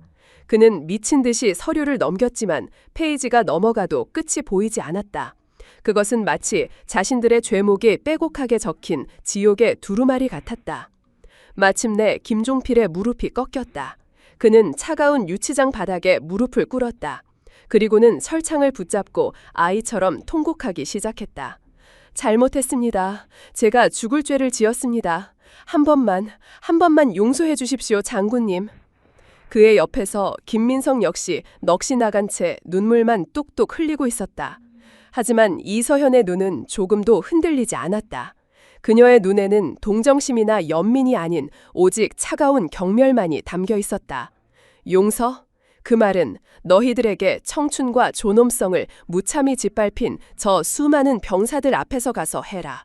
법의 심판은 이제부터 시작일 뿐이다. 그녀는 차갑게 돌아섰다. 그녀의 등 뒤로 두 부자의 절규와 같은 울음소리가 처절하게 울려 퍼졌다.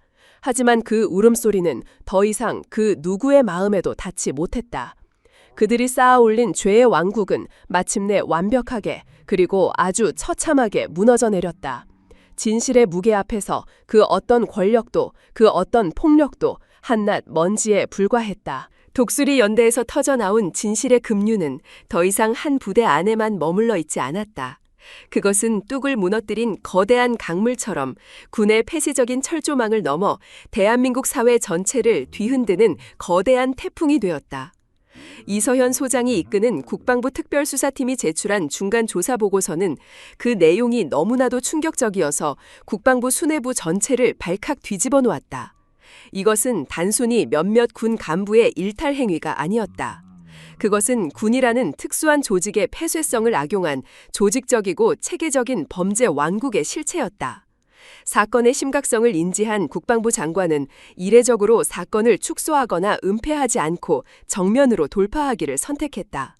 그는 대국민 담화를 발표하고 독수리 연내에서 벌어진 모든 인권유린 및 비리 사건에 대해 한 점 의혹 없이 철저하게 수사하고 지위 고하를 막론하고 모든 관련자들을 일벌백계 할 것을 국민 앞에 약속했다.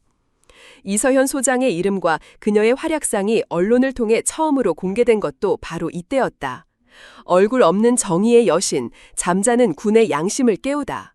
특전사 출신 여성 장군, 거대한 부패 카르텔을 무너뜨리다 같은 자극적인 제목의 기사들이 신문과 반송의 헤드라인을 장식했다. 사람들은 그녀의 용기와 결단력에 열광했고 그녀는 순식간에 군 개혁의 상징적인 인물이 되었다. 이러한 폭발적인 사회적 관심 속에서 김종필 부자와 그 하수인들에 대한 군사재판이 시작되었다. 재판은 군사법원 역사상 유례없이 국민의 알 권리를 보장하고 재판의 투명성을 확보하기 위해 언론에 완전히 공개된 상태로 진행되었다. 법정은 매일같이 기자들과 방청객들로 가득 찼고 재판의 모든 과정은 TV를 통해 전국에 생중계되었다. 피고인석에 나란히 앉은 김종필과 김민석 그리고 그들의 범죄에 동조했던 박중희를 비롯한 여러 간부들의 모습은 한없이 초라했다. 한때는 위풍당당했던 그들의 군복은 벗겨지고 죄수 번호가 새겨진 수의가 그들의 현재 위치를 명백히 보여주고 있었다. 재판이 진행되는 동안 수많은 피해 병사들이 증인석에 섰다. 처음에는 카메라와 수많은 사람들의 시선 앞에서 증언하기를 두려워했던 그들이었지만 이진우 이병을 시작으로 그들은 서로에게 용기를 주며 꿋꿋하게 자신들이 겪었던 피해 사실을 증언했다. 한 병사는 눈물을 흘리며 김민석 준이에게 상납할 돈을 마련하기 위해 휴가도 나가지 못하고 부대 내에서 온갖 굳은 일을 도맡아 해야 했던 과거를 털어놓았다. 또 다른 병사는 김종필 대령의 이삿짐을 나르다 허리를 다쳤지만 꾀병을 부린다는 이유로 제때 치료도 받지 못하고 후유증에 시달려야 했던 억울함을 토로했다. 그들의 증언 하나하나가 전파를 탈 때마다 법정은 분노와 탄식으로 술렁였고 TV를 지켜보던 국민들의 분노는 하늘을 찔렀다. 청와대 국민청원 게시판에는 가해자들을 엄벌하고 군대 내 인권 실태를 전면 재조사하라는 청원이 수십만 명의 동의를 얻었다. 김종필과 김민석은 처음에는 자신들의 혐의 일부를 부인하려 했다. 그들의 변호인단은 엄격한 군기 확립을 위한 과정에서 빚어진 일부의 실수라거나 피해자들의 과장된 진술이라며 사건을 축소하려 애썼다. 하지만 수사팀이 제시하는 증거들은 너무나도 명백했다. 그들이 병사들의 부모와 나눈 협박성 통화 녹음, 부대 발전 기금이 유흥비로 흘러들어간 계좌 내역, 그리고 이서현 소장이 직접 확보한 면회실에서의 폭행과 모욕 장면이 담긴 영상 파일까지 그들의 모든 변명은 그들이 저지른 죄의 무게 앞에서 힘을 잃었다. 특히 이서연 소장이 증인석에 선 날은 재판의 하이라이트였다. 그녀는 소장 계급장이 빛나는 정복을 입고 조금의 흐트러짐도 없는 모습으로 증인석에 섰다. 그녀는 감정에 치우치지 않고 오직 객관적인 사실에 입각하여 자신이 직접 목격하고 경험했던 모든 것들을 논리정연하게 증언했다. 그녀가 김민석 준이에게 들었던 모욕적인 언사, 그리고 자신과 동생의 머리 위로 음식이 쏟아졌던 그 끔찍했던 순간을 담담하게 진술할 때 법정 안의 모든 사람들은 숨을 죽였다. 그녀의 증언은 단순한 피해 사실 진술이 아니었다. 그것은 썩어 문드러진 군의 환부를 도려내는 날카로운 메스와도 같은 고발이었다. 피고 측 변호사가 그녀의 증언의 신빙성을 떨어뜨리기 위해 교묘한 질문을 던졌다. 증인은 피고 김민석 준이에게 개인적인 악감정을 가지고 의도적으로 사건을 과장하거나 왜곡하여 진술하고 있을 가능성은 없습니까? 동생이 연관된 사건이기에 객관성을 잃었을 수도 있지 않습니까? 이서연은 그 질문을 기다렸다는 듯 변호사를 똑바로 쳐다보며 대답했다. 그녀의 목소리는 강철처럼 단단했다. 변호인, 나는 이 자리에 이진의 이병의 누나로서 선 것이 아닙니다. 나는 대한민국 국방부 인권정책과장으로서 그리고 이 나라의 군을 책임지는 장성으로서 신성한 국방의 의무를 다하기 위해 자신의 청춘을 바치고 있는 모든 병사들의 누나이자 어머니로서 이 자리에 섰습니다. 내 동생 한 명이 겪은 고통이 아니라 수백, 수천 명의 내 아들들이 겪어왔을 고통에 대해 증언하고 있는 것입니다. 나의 증언에 사적인 감정은 단 1g도 섞여 있지 않습니다. 그녀의 대답에 법정에서는 박수가 터져나왔다. 피고 측 변호사는 더 이상 아무런 질문도 하지 못하고 자리에 앉았다. 길고 길었던 재판이 끝나고 마침내 최종 선고일이 다가왔다. 재판장은 판결문을 읽어내려가기 시작했다. 그의 목소리는 준엄했다. 본 재판부는 피고인 김종필, 김민석을 포함한 일당이 군대라는 특수한 조직의 위계 질서를 악용하여 장기간에 걸쳐 부하 병사들을 상대로 상습적인 폭행, 가혹행위, 금품 갈취, 직권 남용 등을 일삼은 사실을 모두 인정한다. 피고인들의 행위는 단순한 범죄를 넘어 국가 안보의 근간인 군에 대한 국민의 신뢰를 무너뜨리고 신성한 국방의 의무를 수행하는 젊은이들의 인권과 존엄성을 무참히 짓밟은 반사회적, 반국가적 행위라 아니할 수 없다. 재판장은 잠시 말을 멈추고 고개를 숙인 채 떨고 있는 피고인들을 차가운 눈으로 내려다보았다. 특히 지휘관으로서 모범을 보여야 할 피고인 김종필은 자신의 아들의 범죄를 묵인하고 동조하는 것을 넘어 스스로가 범죄의 주범으로서 부패의 정점에 있었으며 피고인 김민석은 군 간부로서의 최소한의 양심과 품위마저 저버린 채 자신의 지위를 이용하여 약한 병사들을 상대로 가학적인 쾌락을 즐겼다는 점에서 그 죄질이 극히 불량하다.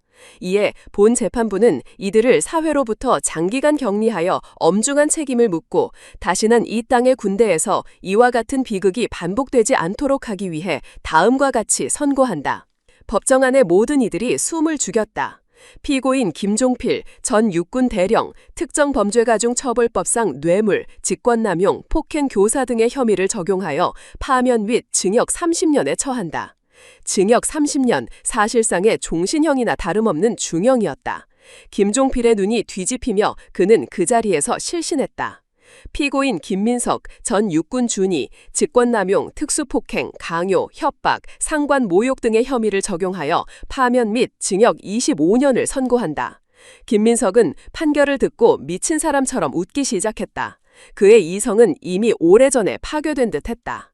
박중의를 포함한 나머지 공범들 역시 각각 징역 10년에서 15년에 이르는 중형을 선고받았다. 법정은 그 누구에게도 관용을 베풀지 않았다. 그것은 너무나도 당연하고 너무나도 정의로운 심판이었다. 이 판결은 대한민국 사회 전체에 거대한 경종을 울렸다. 언론은 연일 군대 내 인권 문제와 구조적인 부패에 대한 심층 보도를 쏟아냈고 시민사회와 정치권에서는 군사법 시스템 개혁과 병사 인권 보장을 위한 실질적인 대책 마련을 요구하는 목소리가 터져나왔다. 독수리 연대의 비극은 역설적으로 대한민국 군이 새롭게 태어나는 계기를 만든 고통스러운 진통이 되었다. 그리고 그 모든 변화의 중심에는 자신의 모든 것을 걸고 거대한 악과 맞섰던 한 사람, 정의의 여신 이서연이 있었다.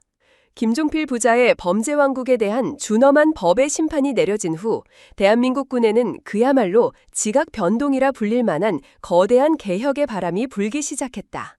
독수리연대의 비극은 더 이상 쉬쉬하고 덮을 수 없는 군 전체가 안고 있던 골마 터진 환부였음이 드러났기 때문이다. 국민적 분노와 개혁 요구에 직면한 국방부는 이서연 소장을 중심으로 한 국방인권증진특별위원회를 출범시켰다.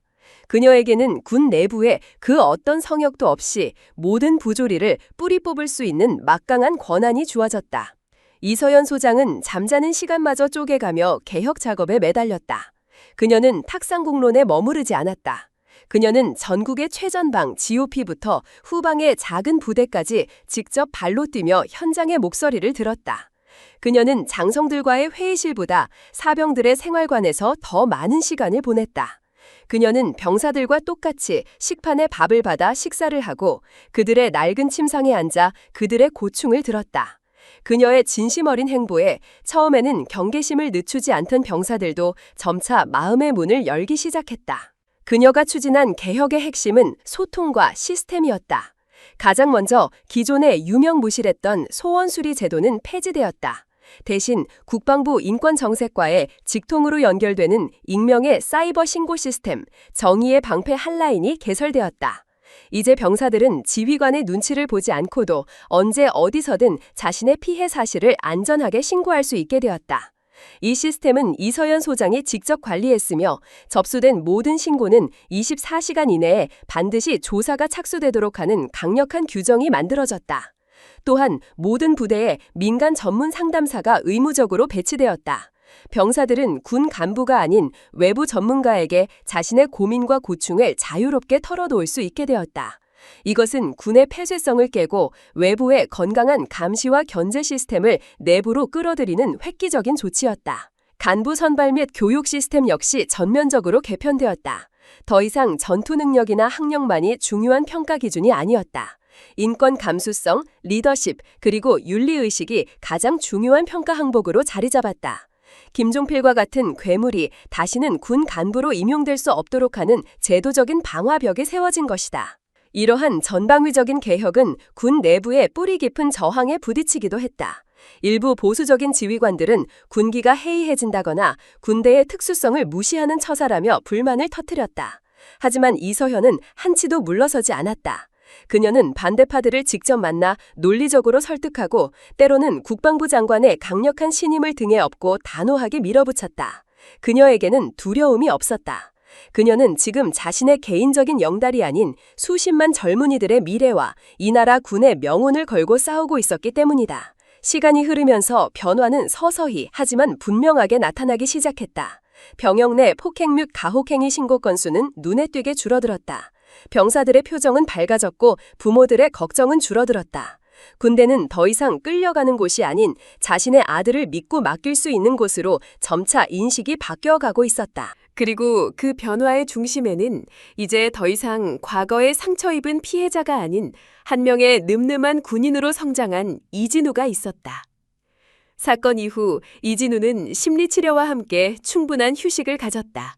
누나와 국방부의 보호 아래 그는 더 이상 그 어떤 위협에도 시달리지 않았다.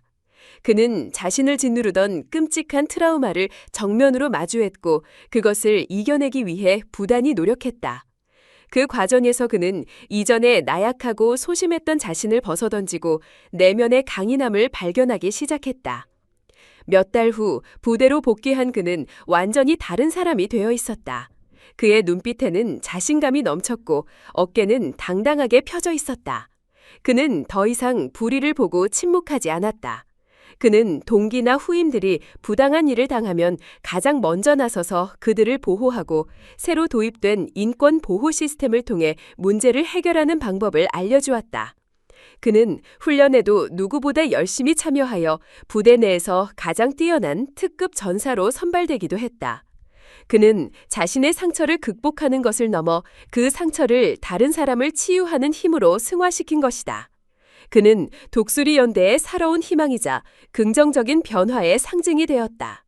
그리고 마침내 모든 폭풍이 지나가고 새로운 질서가 자리 잡은 어느 맑은 날, 국회 국방위원회 회의실에서는 군 인권 증진을 위한 공개 정책 토론회가 열리고 있었다. 이 자리에는 국회의원, 시민단체 대표, 그리고 언론인들이 군 개혁의 성과와 미래에 대해 열띤 토론을 벌이고 있었다.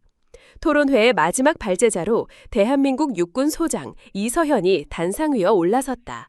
그녀는 별 2개가 빛나는 늠름한 정복 차림이었다. 그녀의 얼굴에는 더 이상 위장 신분의 평범함이나 범죄자들을 대하던 냉혹함이 아닌 대한민국의 미래를 책임지는 지휘관으로서의 따뜻하고 강인한 리더십이 넘쳐흘렀다. 그녀는 준비된 원고를 보지 않고 회의실을 가득 메운 사람들을 천천히 둘러보며 입을 열었다. 그녀의 목소리는 조용했지만 그 안에 담긴 힘과 진심은 마이크를 통하지 않고도 모든 이의 심정에 직접 전달되었다. 저는 오늘 이 자리에서 한 명의 장군이 아닌 군복을 입은 아들을 둔 한 명의 어머니이자 누나로서 말씀드리고자 합니다.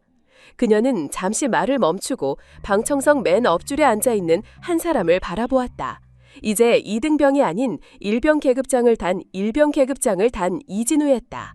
그는 누나의 부름에 휴가를 내어 이 자리에 참석했다. 그는 그 어떤 순간보다도 자랑스럽고 벅찬 눈빛으로 단상 위에 자신의 누나를, 자신의 영웅을 바라보고 있었다. 이서현은 동생을 향해 따뜻한 미소를 보낸 후 다시 청중을 향해 말을 이었다.